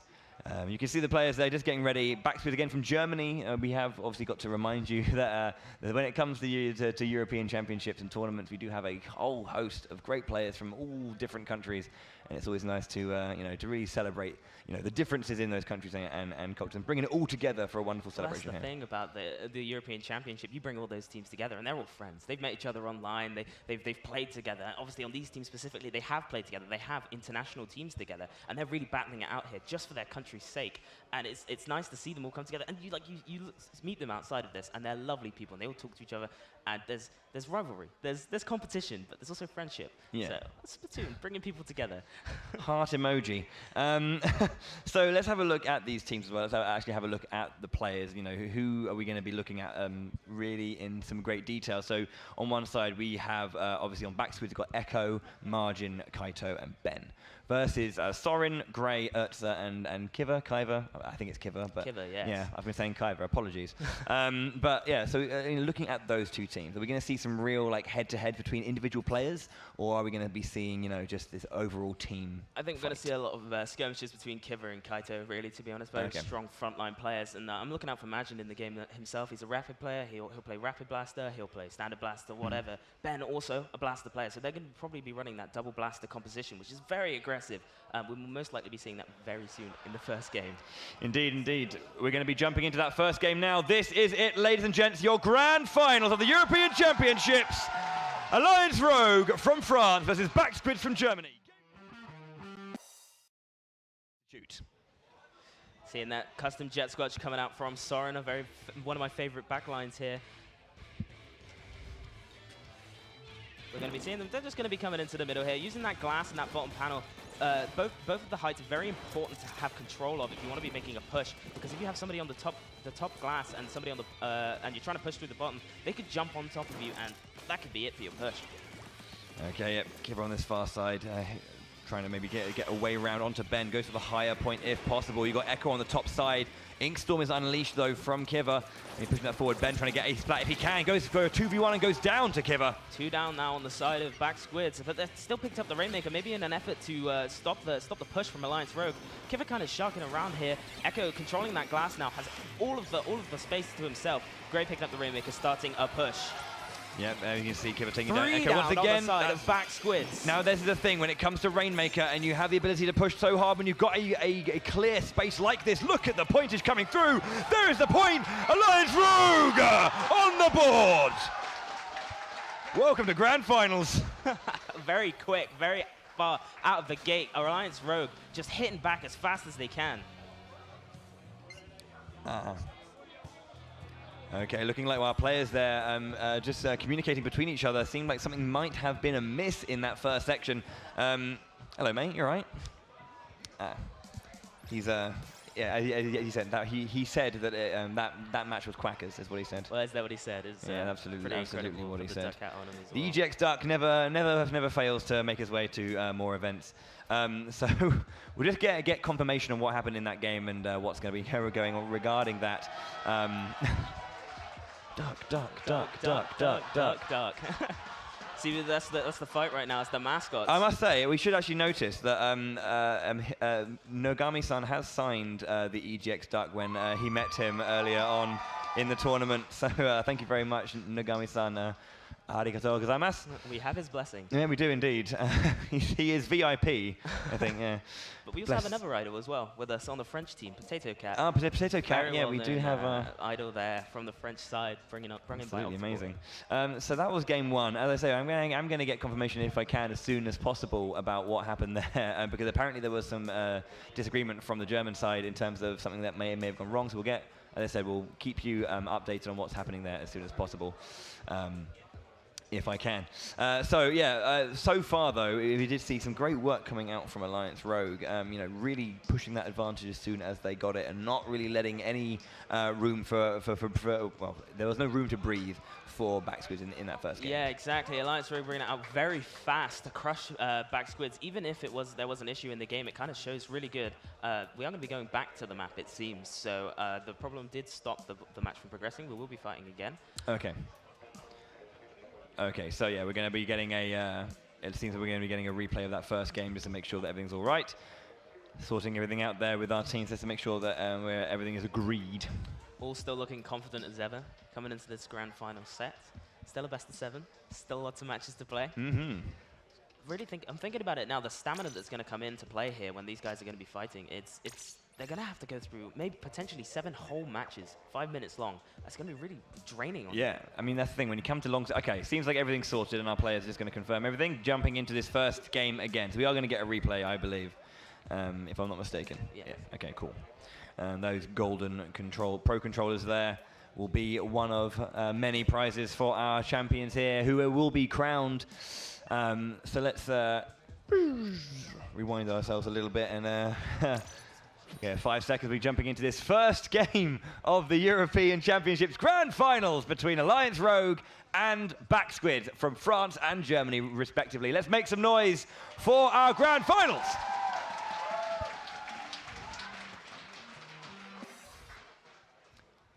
Okay. This time round, perceivably running the exact same comps as before. Yeah, hopefully that was a part of the reset, was that they do stick to the same lineup as well. Okay. Back Squid's winning the pop, but Alliance Rogue in a very strong position. Even with Soren being down, there seems to still be an issue. Yeah, everyone's just agreeing to stay still here, just to confirm. Playing a game of statues here. Yeah, they're just going to let that run through just to get out of the game. Something seems to be up for one of the teams, so we'll just get that confirmed and clarified ASAP. The audience loving that. Whey, well done. We're a bit unfortunate that we're having these technical issues. Okay, we are just going to quickly do another reset here. We'll get that fixed as soon as possible. Okay, these things happen. It's a live event, and that's the beauty of live events. After 10 years in the theatre, we'll do it live is always the always the best thing. Love it. Please, Bowie, you're showing your age. I am showing my age. God. Yeah, I mean, I think 10 years ago is how old you are now. Oh, man. I actually think that's true. I'm not going to go into that one, but all you need to know is that I'm an old man. I'm an old man. And I'm not that old. Yeah, but you still got it. You still got the casting game. Oh, thanks, man. Cheers. I never really needed that one. Oh, dear. Oh, dear. You know, yeah, it's one of those things where I'm just like, I need some sleep. I need a nap. No. But mainly because there's this. I feel like just throwing the EGX duck into the crowd now, and just. But then it might get lost, and it will never return to the ducklings. Rip the ducklings. no longer around. Maybe. Where are the ducklings? Where are they? There are some of them down there. They're down there somewhere. We recognize them by their duck chant. And they're lovingly wearing their jerseys from the UK Championships. Right. Anyway, we're not going to talk about that championships. We're here at the European Championships. Hopefully we'll hopefully have that sorted very, very shortly, and we'll get back into the first game. Schellendorf has been. We've been eagerly anticipating a game of full-blown Splatoon on Schellendorf Institute with Rainmaker. So we'll see just when we can get that underway. He knows that the camera's on him. Maybe he's looking over at that trophy, going, "It's gonna be mine." Having that one. He knows what he wants. He's looking. He's got his eyes on it. Schellendorf Rainmaker actually been quite a controversial one throughout all the championships at the moment. There have been a lot of upsets on that map, so potentially we could be seeing an upset here with the reigning champions being taken out by Alliance Rogue. I mean, it's game one of a potential 7, so a long series could be the truth of the matter here, and we'll just see who has the stamina, who has the ability to go the distance, and just keep trying new things. Because when it comes to a series like this, whenever we're looking at early parts of tournaments, we're looking at best of 3s. Best of 5 is that kind of segment that players and teams really want to get to, because that's where the depth of adaptation and these long drawn out matches and strategies are going to be coming into play. So to add another layer to that is going to be how many adaptations can you make, how many changes can you add to an overall matchup before your opponents understand it, and how many times can you just pull the rug from under them and go, well, actually we've got another style to bring to the game, another way to confound you. Exactly. When you're playing for that long, you're going to learn stuff about the team you're playing against, and whilst these teams might not have the most experience against each other, they're definitely going to learn things over the course of this best of 7 match, and obviously they're going to be playing every single mode. So we're going to be seeing all of this coming together in the grand finals. Yeah, which is going to start for the first time very, very shortly. Our players jumping into it there. Schellendorf Institute, Rainmaker, your game 1 of grand finals of the European Championship for Splatoon 2. Feels like we're stuck in a time loop, but here we go again. Groundhog Day. Okay, there we go. So players starting out, making their way towards this central point. Seems like so far so good. And our players will be vying for that pop. The shield goes over to Alliance Rogue. Echo on the top side, just trying to grab a little bit of control if he can. So far, so good. No one being taken down. Inkstorm out over the top side. Alliance Rogue really trying to control that top there with Soren. However, they are pushing around the bottom. They've already taken out one. They're just going past. They're kind of rooting past. Gray making his way to the podium. Those points ticking down. A push to 14 in the first 30 that was a strong one as well. Kaiva again in there. Picking it up. Booyah bomb down, and again Ursa goes over the top, and another knockout once again. All that fuss for nothing as Alliance Rogue take the first game in stylistic fashion. Yeah, really, really good start from that one. Seems like, really, really good first game there from Alliance Rogue once again. It seems, but maybe they're not. The excitement maybe a little bit drawn out from a couple of resets there. However, still a very strong start. No, we have some of the staff popping to the stage once more just to confirm. We'll get that confirmation to you ASAP. No, it seems like maybe that issue was still there.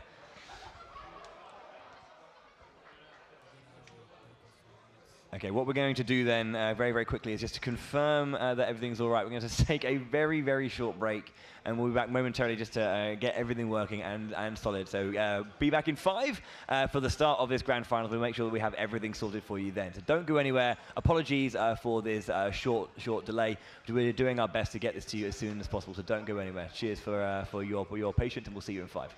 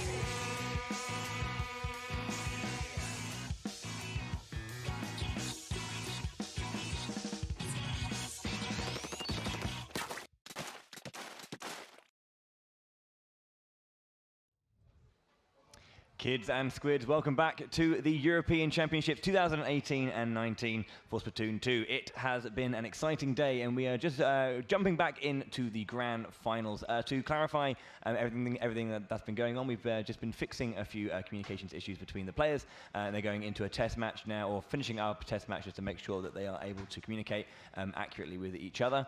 And in terms of how the grand finals is currently standing, referees and players have agreed to make the first game count. So it's currently Alliance Rogue 1 and Back Squids 0 after everything that happened in game 1. So that has been ruled, and that's the way it's currently looking right now. So Alliance Rogue with 3 more matches to get that final victory, but we've got a lot of matches left to play in still. We've got what, 6 maps left, which is kind of crazy. 6 maps left, and all of them are of different modes. So we're going to be seeing every mode in the game currently, in the ranked rotation at least. And I'm looking forward to it. I think it's going to be great. We're going to be jumping over then to tower control on Kelp Dome. And you were saying there was a few changes here in this in this map that kind of like made it a little bit more interesting, I guess. Yeah, they widened out the space in between the side segments of the map. They sort of edited the terrain a little bit, and it opens the map up quite a bit. I mean, it used to be so segmented, and there was so much focused on duels, and now it's kind of a little bit wider, but that's still a huge focus of the map, especially on tower control. So the tower will wind its way around the side of the map, and there's a lot of space to use specials like the Stingray and other really strong defensive specials to stop that tower push dead in its tracks. I just noticed that the hat was here, wasn't it? Yeah, that duck hat. It's been getting everywhere, man. Okay, so yeah, it's looking to be quite an interesting map then. So looking at the way it was playing, it was quite a fast-paced game that was coming out from game 1. Alliance Rogue, regardless of everything, were coming out swinging and using that that speed and that pace that they have in their gameplay. How is that tower control going to maybe like shift that, and maybe what can Backsquids do in this second game to really kind of like utilize a slower pace match to their advantage in this second game? Well, the thing is, here on tower control, that tower is only going to move a set amount of speed, especially if you only got one person that is riding on top of it, and you've got to get past these checkpoints where you're going to be stopped no matter what. So consistent splash, basically, you need to be bringing out, and I don't think Backsquids is just going to let that happen. Yeah, of course. So Alliance Rogue are going to have to really pull something special out if they want to get a knockout like they did. Yeah, I mean, they're not adverse to putting out special play. They're a very, very, very good team, and are our crikey, the English language, our reigning champions as well. So I remember this is a run back essentially, or a rematch from last year's semi-final at the last year's European Championship. So Alliance Rogue are really eager to get this victory. Yeah, Backsquids had to beat both the French teams to win last year's European Championship, Alliance Rogue obviously, and El Firmament in the finals, and they managed to do so quite handily. So hopefully Alliance Rogue will be bringing it out here to sort of give a harder fought battle, and well, so far we've seen that with the first round they took. Well, we're going to be jumping into this second game now. It is going to be tower control in the Kelp Dome. This is game 2 of the grand finals. Currently Alliance Rogue are 1 up, and we'll see if Backsquids can make this second game 1 apiece in our grand finals here at the European Championships. I'm assuming to see quite similar comps coming out from both teams here on this tower control map. Soren still repping the custom jet squelcher. Okay, that an interesting pick from Urza here, coming out with the standard pro. Usually people like to play the Kenta pro because of that Booyah bomb. Taken down quickly by Kaito. Yeah, that was a very, very quick takedown indeed. Kiva also going down there as Backsquids now begin their assault onto the opponent's side of the map. Ben pushing so far forward, and Kaito with his explosure just shooting over the wall and creating pressure on the far side. Soren, you can see how far back he is having to be as they approach, well, the next checkpoint. Well, they got past the first checkpoint, and obviously, like you were saying, Kaito with that sloshing machine. Oh, wow, Echo getting a splat there! Maybe picking up a second, no, but doesn't. But with the help of Kaito, manages to pick up another. Just Kiva left with his baller. Can't really do much. He gets popped. Takes out Echo. Look at this movement, though. He is absolutely on fire. Moving so fast and around it. He gets another spot there on Kaito, too. Margin goes down, and look at that. 15 points on the board. What a defense. Incredible defense coming out from Alliance Rogue. I think that came out of the back of Kiva, doing an incredible job to distract the team. Look at Echo waiting there. Gets a shot onto Soren once again. Gets on that tower to stop it from moving. Urza to quickly take him out, however, and get back on that tower to get it back to the middle. 3 down on the side of Backsquids currently. Alliance Rogue holding that mid area. Imagine kind of having to back off here. Oh man, that's a big strong push, and Alliance Rogue fighting back so well. Echo's having to drop back a little bit here. You can see him just trying to maybe grab another pick if he can. Kaiba there waiting in that little ramp. Echo here using his sight lines to put some pressure on the tower. Doesn't manage to pick anybody off, but he does give them a bit of a scare. Ben using the baller to distract their backliner. Not really getting much accomplished as the rest of Backsquids fall down. Yeah, and you can see right now, you can see Gray pushing the tower so far. Echo utilizing the Stingray just to push them off the tower if possible, but Gray is back on, keeping himself safe. Margin and Echo looking to mount a defense here. Backsquids, 2 down here on the push, coming up to the checkpoint. Alliance Rogue are looking to take this. That's such an incredible first push from Backsquids. They get a triple. Soren bringing out the Stingray. They managed to get the lead. And they're going to be pushing forward now. There is the ending. It's coming up. Can they keep it going? Alliance Rogue 2-0. An incredible knockout from Alliance Rogue, bringing it all the way to the end there in a one solid push. And like we were mentioning, that sustained push coming out with the aid of a Stingray from Soren. Really putting it down there for Backsquids. Amazing, amazing work there. Backsquids opened up that match so wonderfully as well. They were just starting to flourish a little bit in that push, but then Kiva with that amazing defensive play, like single-handedly taking down one opponent, and then also being a distraction for the other two to allow his teammates to get in, get that defense strong, and then that slow push back. They get a complete knockout from that, just from that reverse counter all the way down. Yeah, I see Soren then making a couple gestures at the camera, being quite pleased with himself. I would be too. That was an incredible comeback with a great teamwork.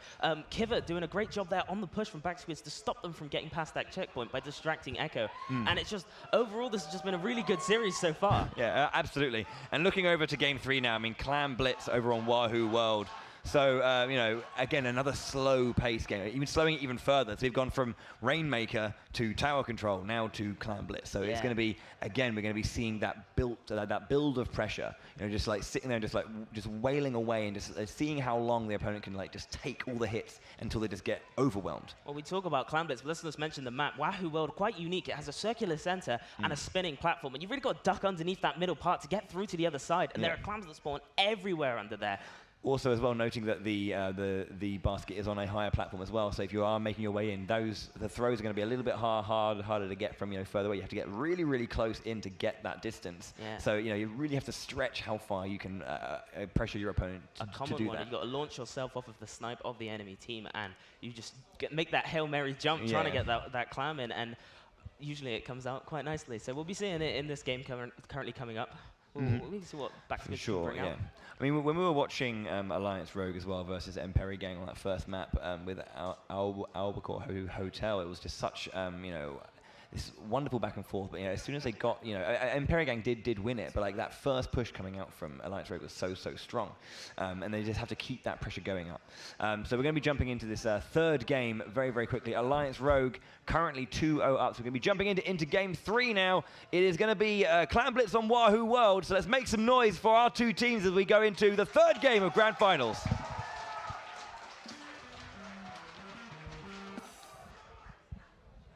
So we're going to be seeing very different comps here. The Tenterbrella coming out from Grey, and the Custom Hydra, I believe, coming out from Echo, which is an interesting pick, especially with the length of this map. It's quite small, but we'll see how that plays into effect here. Both teams picking up clams, collecting them, trying to get a nice little clam bank economy to get their get flowing, into this game. It's looking like Backsquids are controlling the mid. Not really much going on yet. They're testing the waters. They don't want to fight too much. It's just all about that poking and seeing what other people can do. Soren using a Stingray, trying to put pressure on that Hydra. Yeah. You can see as well, just trying to just make sure they have the resources, picking up as many resources as possible. Currently, Grey has a power clam available. It does mean that he is visible to the opponent. We'll see if we can do that. Outcoming this onslaught from Echo does eventually take down Grey though. So good stuff from them. Does remove the power clam from contention. Potentially a really smart play by Echo, realizing that the Tenterbrella was going to come out from Grey. So using that Hydra, which is a very large tank, a very strong, powerful... Oh, wow. They're getting a wonderful splat there onto Ben. They're controlling the mid again. Backsquids have kind of just held it here. They haven't really gone for a push. They haven't got a power clam. They've kind of just kept off from getting it. Maybe to make sure the enemies, Alliance Rogue, don't know who has what. They do manage to make one, however, immediately throwing it away as the Stingray comes out from Soren. Yeah, Soren obviously spacing back very nicely and using that Splatling just gained so much special charge as well, so he's going to be getting that a lot very, very quickly and be pressurizing a lot with the Stingray where possible. Echo on the side of Backsquids with that power clam available, and they do have another 12 clams if they can get a big play to get to that basket. But Kyber on the side, maybe trying to get a splat there, does eventually evade and get back from that forward position. Ben unleashing the baller, does take down Grey on the far side, but Urtha responds. It's looking like Maj is going to create an opening for his team. They're coming in, they're jumping in. Echo has a ball. He's going to throw it. That's going to land. It'll be first points on the board 57. for Backsquids. 2 immediate power clams into 3 regular, and they've got big points on the board. Unfortunately comes with a wipe, which isn't exactly what you want on Clan Blitz. However, an incredible lead coming out from the start of this game. we're going to see what goes down here. They have, Alliance Rogue have their pity clam, and they also have a spare baller. They're going to jump in just to get it in. Yeah. Ooh! Urza misses the throw and gets taken down as well, so can't follow up. Unfortunate choke there. Kiva on the offensive here, trying to pressure Ben. Ben can't really push against him until Magin comes along to give him some assistance. Potentially Kiva here being taken out. Does manage to get one, however. Yeah, unfortunately, Margin wasn't able to get into position and support his teammate in time. And Kiva just utilizing that to get through and take that first splat for him. Gray goes down. Sorin also having that power clan. They have 2 available on the board. If they can just keep that one alive, Urza going to go and grab that one, and we'll keep it in play, hopefully. Sorin happened to back off. The clam economy of Alliance Rogue looked quite strong, but Backsquids have taken over now. They have their own power clam, and they're just prepped for a push, really, here. They just want to take a couple more picks, and then they can push in, basically free. Echo controlling the middle here. You can see he destroys that Tenterbrella very fast. Kaito getting a little bit of assistance there as Margin dodges around. Margin was definitely in enemy territory. He aggresses back to his teammates and will keep himself safe for a little bit longer. Ben being pressured on the far side. 32 clams on the side of Backsquids. Incredible amount of clams there. That's enough to take Ben going in with his baller. Teammates will be jumping in. They get the barrier down. That's 2. That's another. And then a third one as 15. well. That is a huge play. 3 power clams going straight in. Massive. Imagine on the flank managed to get 1 more clam and just to push that down to 12. Just keeping that time going, and Ben jumps in as well to maybe get some more. Margin, does he have a, he does not have a clam on him. There's 0 on the side of Backsquids. Huge play from them though. It's not over yet. 1 minute 15 left on the clock, and you can see there are 2 power clams, 3 power clams on the side of Alliance Rogue as they go all out with their push forward. It's not enough to take the lead, but it's enough to really kick that down. If they get this 3rd one in, it's big. That's it. 40 points. They lost 3 of their teammates, but really whittling down that number, going to make it a lot easier for them to come back in next time. Although that does mean that they are going to be getting their bonus points added on, or their penalty points rather, added on 30. They're going to need at least 2 power clams to start making some effort back into the main points. And at this point, it is very much Backsquid's game to lose. Currently with 40 seconds to go, and they have a large lead. Alliance Rogue as well, not really having much of the clams as it can be seen. Backsquids making the really smart play of making the power clams so that the team doesn't have access to those clams to create their own. Cutter going down to Urza there on the far side. Echo having a little bit of trouble. Gray takes out Margin. And who's left alive? We've just got currently Ben on the far side trying to make his way into Urza. Gray being taken down now. Unfortunate. They needed him for the push. The Booyah Bomb going in to add some extra pressure on. Kiva has the power clam, but there's nothing else that can be done here as he has to back out. 10 seconds left on the clock, and it's really looking like Backsquid's game. Yeah, we've got 6 seconds remaining. 5 will be counting down, looking like it's going to be a game on the side of Backsquids. There are 2 power clams for Alliance Rogue. They have to hold on to these if they want to keep their dreams alive of Game 3 going in their favor. 20 seconds of overtime remaining. Gray really needs to get in. Kiva coming in with the baller. Oh, there the jumps are coming in. They get both of them as well. They miss one. They miss one, they do indeed. And they get wiped. That is going to be it. The game is over for sure. Backsquids will be taking a game back in hand. 2-1. It will definitely be as the timer sets. The barrier is back up, and Game 3 goes to Backsquids. They are not done yet. Ooh, what a game. Really showing that they're not just going to roll over and take this from Alliance Rogue. They know that they can bring this as well. So coming back in with an incredible clam blitz push, and just the economy, the use of their economy that entire time was incredible. They were constantly denying Alliance Rogue any form of clams or any form of push capability. So really well done by them. Yeah, and you're talking about their, their economy handling, how they just managed to build up so much, and how when they were doing that, they were keeping themselves, their defenses were so tight at that point as well, that when they were building up that economy, they were in a position of power to actually use it afterwards. The amount of times that we've seen players sometimes, build up this economy and then squander it because they're trying to push too hard, but they respected what Alliance Rogue were capable of, and then they managed to get those picks and slowly just pour away, find their time, and then they didn't miss a single throw. And unfortunately, we did see that on the side of Alliance Rogue. They didn't get that second power clam in, and that could have been the difference. I mean, they did get wiped when they landed, but maybe the being flustered by missing that throw could have been paramount to how they responded to the team fight afterwards. Yeah, definitely for sure. I would have to say that Echo was a standout there for Backsquids, using that custom Hydra splatling to great effect, getting multiple splats, but also a lot of pressure on the Tenterbrella coming out from Gray, which was a really good move there. The custom Hydra, obviously, like I mentioned before, known for being incredibly strong and powerful, and it has a large tank, and it can just tear through anything. anything. You're not going to do anything against like a splash wall or even a Tenterbrella shield. And so it was a smart pick, realizing that was going to be what Alliance Rogue would come out with. Yeah, and finding a way to kind of just like pressure against the enemy's defenses. It just tears, it shreds, absolutely shreds. It's such a powerful weapon. Going on to game 4 then, of course, our final mode of that 4 ranked modes is going to be Splat Zones over on the Manta Maria. So this is an interesting one. We've seen the stage before, the players have played on the stage before, but not in, not on Splat Zones. So again, I mean, we were talked about it briefly, but looking at what our players have, they're going to be changing up their comps today, maybe a little bit to kind of play on this mode.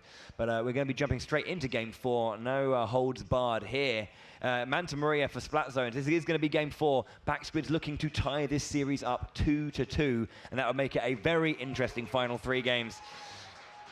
Hopefully we'll be seeing Stingrays coming out from either side of the team here. Very strong on Manta Maria. As I'm saying that, I don't think there is. Oh yes, there is on both sides. On both sides of the teams, Echo using the Scope Charger and Soren on the custom Jet Squelcher. Very, very weird for Urza to be using the Tentatek. Not exactly in favor in the meta at the current point, at least in my opinion. The zone's going exactly the way you would think. One to each team as the skirmishing really does take place. Nobody really looking for that midpoint power. As I say that, Urza hanging around, manages to get one, takes out Ben. Yeah, brilliant play. Urza looking for a flank here, just trying to control a little bit of space in the back line. Gets taken down though by Backsquid very, very quickly. Shut that one down in well, very, very, very fast indeed. Soren though, with this Stingray pressurizing to the side, finds his opponent, gets the splat as well. Get one in good play. He had eyes on 3, but he managed to get one. That's good enough for his team. They're all pushing in, adding as much pressure as they can. Urza getting taken down by Kaito, and that's 3 down on the side of Alliance Rogue.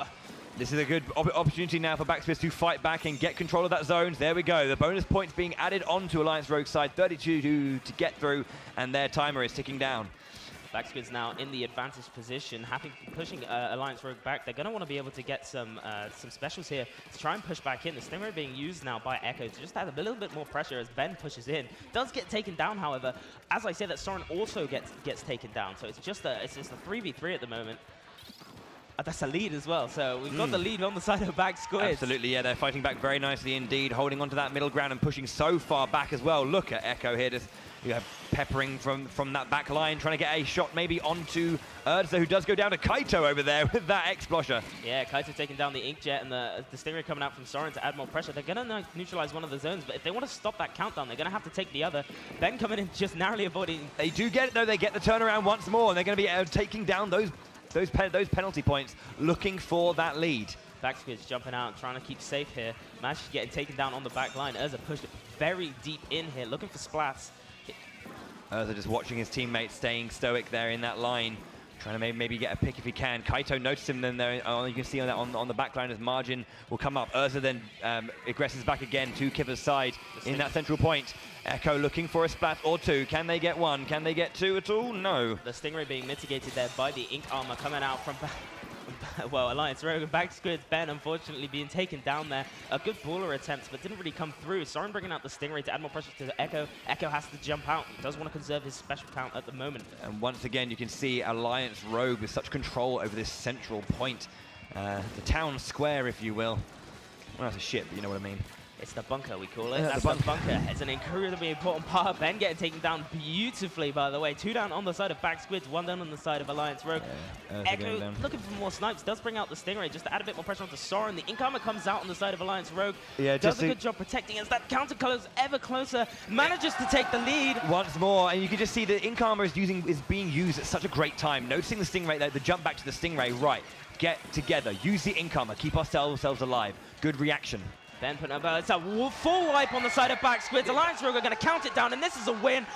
3-1 to Alliance Rogue in the grand finals of the European Championship. And it's all to play for now for Backsquid. They have got to make there's only 1 game away from the longest comeback in this. It's essentially now a reverse 3-0 they need to do to get back into this game.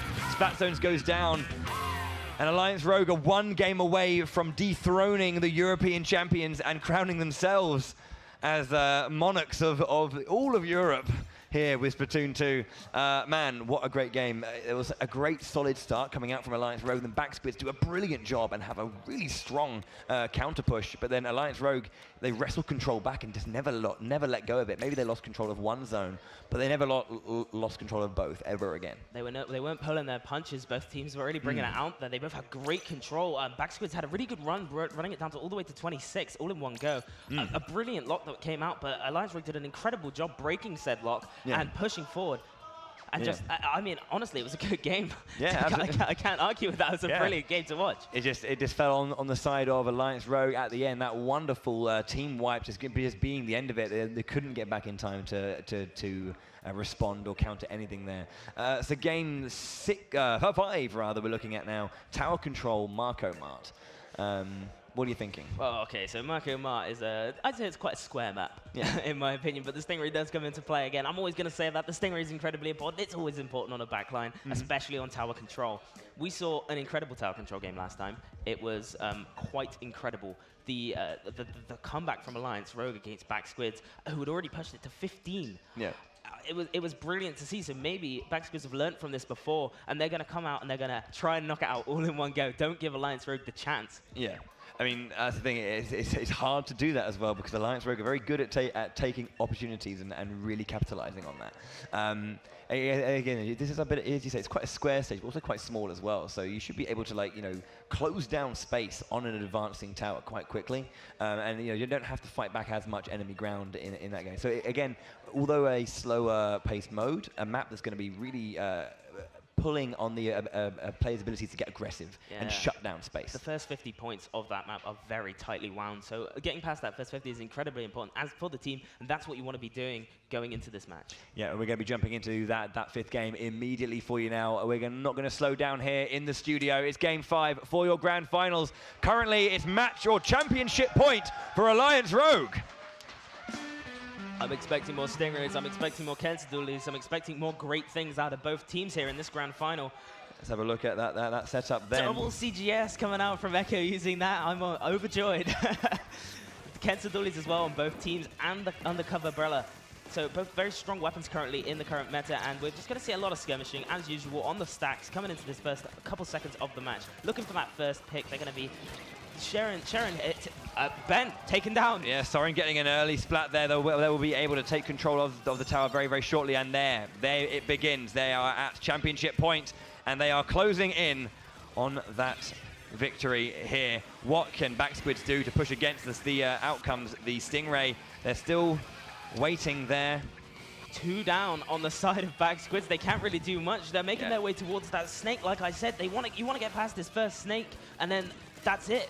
And the pressure being put out right now from Alliance Rogue is crushing. Echo can't do anything. He can't go in. Yeah, as they're having to push back again, keeping themselves safe. The tower does go back in the side of the... 2 down on the side of Alliance Rogue. Ben pushing in with the baller. They're going to be able to take it back, stop that push.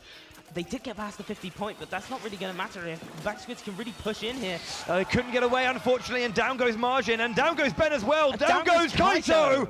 3-man sweep, and again, we just have to see Echo back off there.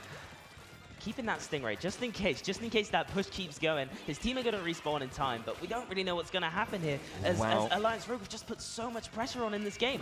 Yeah, they're playing fantastically, and their aggression is just being rewarded every single time, as Kaiva is getting aggressed upon and try and fight back, gets back onto the stage. Ballers are out to put so much pressure back onto the area. Urza pushes forward. Kaiva on the tower once more, pushing forward within 27 points left of victory right now. Margin is going to start pushing back.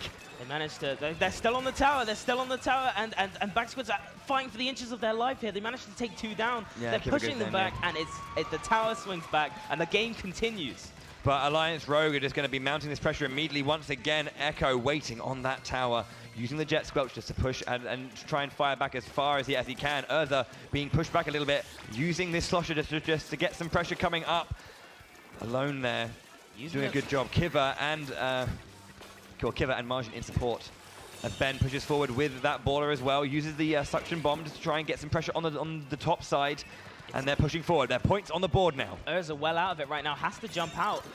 The tower being pushed, the checkpoint counting down. This is what they need. They need that checkpoint because that just makes the next push so much easier. Kaito being taken down in a beautiful array. Urza by the tower. Imagine kind of alone at the moment as the Stingray comes out. Yeah. Counter Ray to stop that.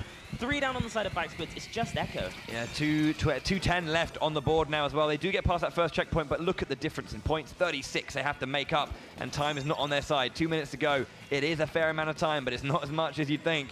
As you can see, Alliance Rogue once more just pushing further forward. Backsquids on their back foot right now. As Urza, you can see just on that, look, just so much pressure coming out, but does go down. Ben with the baller, come forward. Gets pushed back by that bomb, and torpedo bomb there. Echo on the tower though. They're going to be making their way forward. They're not giving up here. This is their last game. Gray getting taken down. 3v3 right now. Kaito gets taken down. It's just 2 alive on the side of Backsquids at the moment.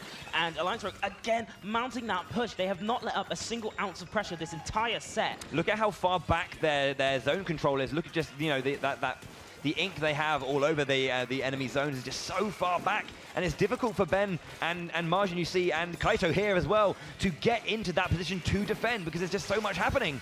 Urza with the baller coming forward. Will pop that, doesn't take down. I believe that was Ben there. Kaito, Ben, and Majin coming through, taking out Urza. It's a triple kill.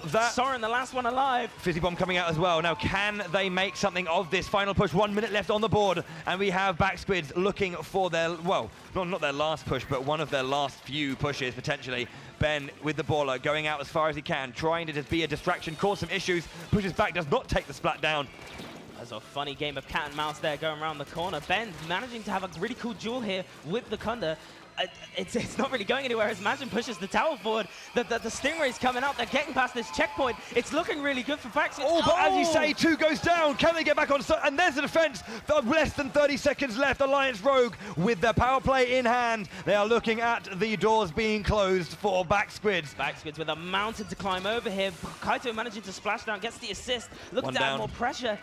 Okay, here we go. We're down to 10 seconds left. This is pretty much going to be the last play coming out from both teams. Kaiva sharking, waiting around on the side. Just to turn around. We can take it down here. 3 down. It's just Ben alive. He has the baller. He has to pop down. it. He has to win. He has to get on top of there. He took the tower. Alliance Rogue. Soren's popping off there on the stage. Backsquids unhorsed, dethroned, defeated, put down. Tight match. Alliance Rogue. They took that first game, they were beaten back in the second, and they did not stop pushing forward and beating back the German squad. Backsquids defeated at last. The French on their home turf doing an incredible job here, taking the title off of Backsquids. However, good to say, Backsquids put up an incredible fight there right at the end and during the whole thing. Handshakes all round.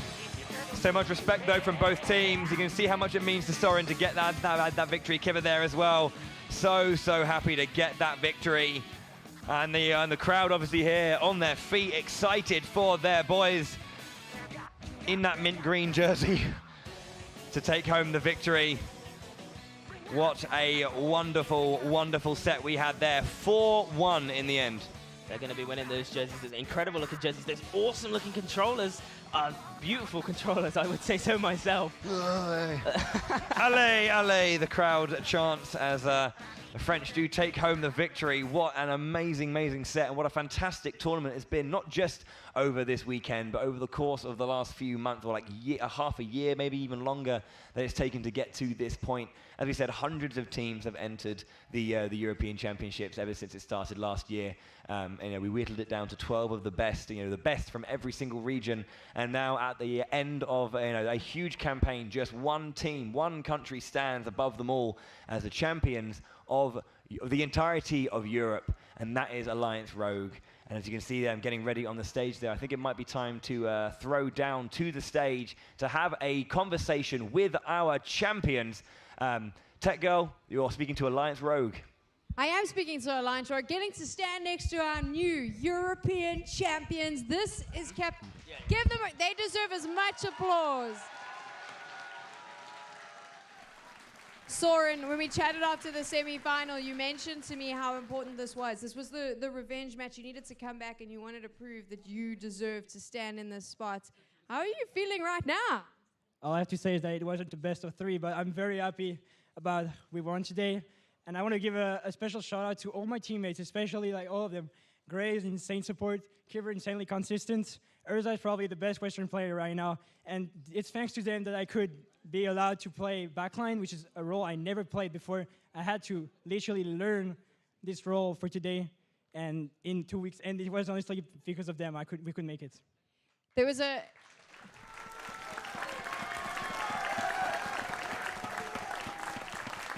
We're at a live event. We're on a LAN stage. So sometimes there's little things that sometimes happen that no one can really control. And in this case, we had those pauses. Did it throw you guys off at all when you were sitting here having to wait for that? How do you get your team back together to get back into game and keep their eye on the goal? Well, we kind of lost focus during the break, as you said. But since the Platinum Cup, we won with Ghost Gaming. Since the Platinum Cup, we won with Ghost Gaming back in December. We have a special strat is that before the game starts, during all the 1 minute and a half, we talked about what we are going to do. Even if we perfectly know what we are going to do, we talk about it again. We mention it so we perfectly know the map, what we are going to do, our strategies for defense, for neutral at the start, and for the attack. You're on your home turf. You've got your French crowd here shouting for you, supporting you. You mentioned to me that you really had a special message for all your French fans watching and that are in the crowd. So it's up to you now. Tell them what you wanted to say. Merci à tous de nous avoir soutenus. On est très contents de pouvoir succéder à la Rising Moon pour la France. Merci à tous. Your Splatoon 2 European champions, Alliance Rogue, but I think let's make some noise and bring all 4 of our semi-finalist teams back onto the stage.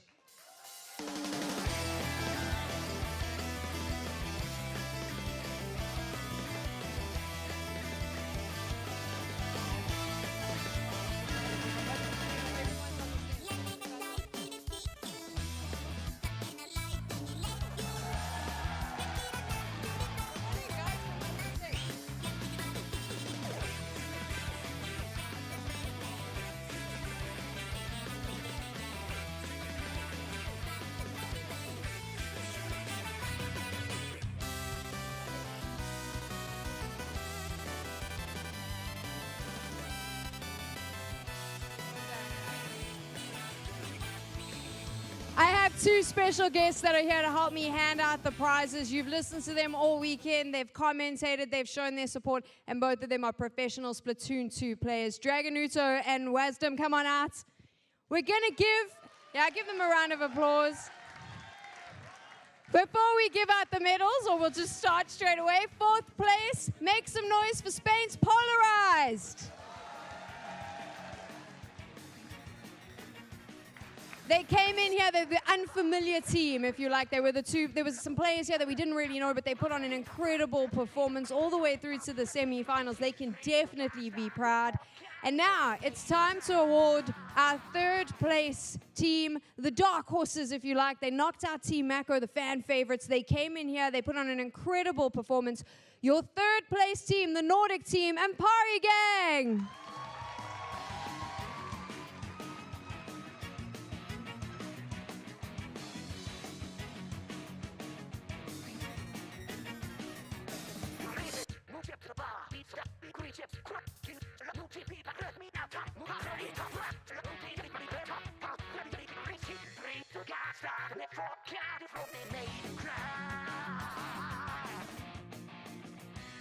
Wisdom, this one's going to be a tough one for you because I know that your heart is a little bit broken right now. You were with this team last year. I know that you're feeling a little bit sad, but still, 2nd place, 2nd European champions. It's nothing to be disappointed about. The silver medals going to our German team. This is Back Squids.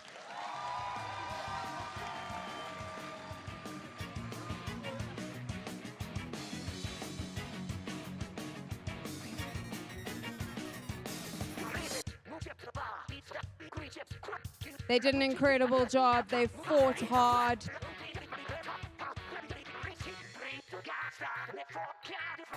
It's now time to crown our new champions, to give them our new medals. Inklings, Arklings, I know you're excited about this. They are the French team here on home soil. Your winners, Alliance Rogue.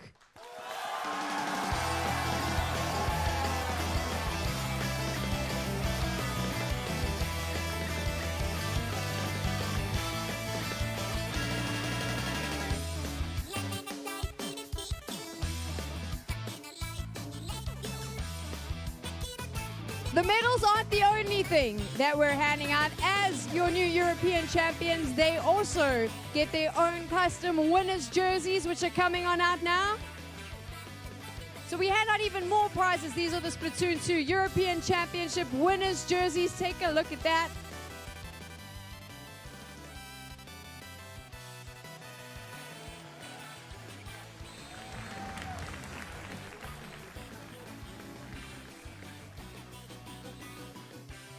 And I think the one that I know all of you wanted to run away from the venue with, because these are pretty sweet. Every single player in Alliance Rogue takes home that custom gold Nintendo controller as well. We can just stare at them if you want, but then I'm just going to take them and leave the stage, because these are sweet. This is what they look like. Take a look, and it even has champion on the back. So gents, these are specifically for you guys as our new champions.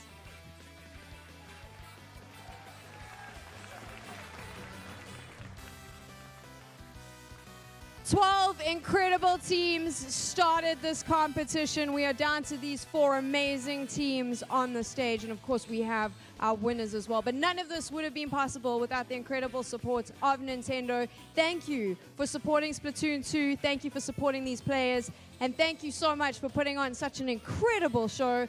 Also, a big shout out to production and all the people who work behind the scenes, but most importantly to you, the fans at home, the fans here that support Splatoon 2 here in Europe. Back your favorite teams.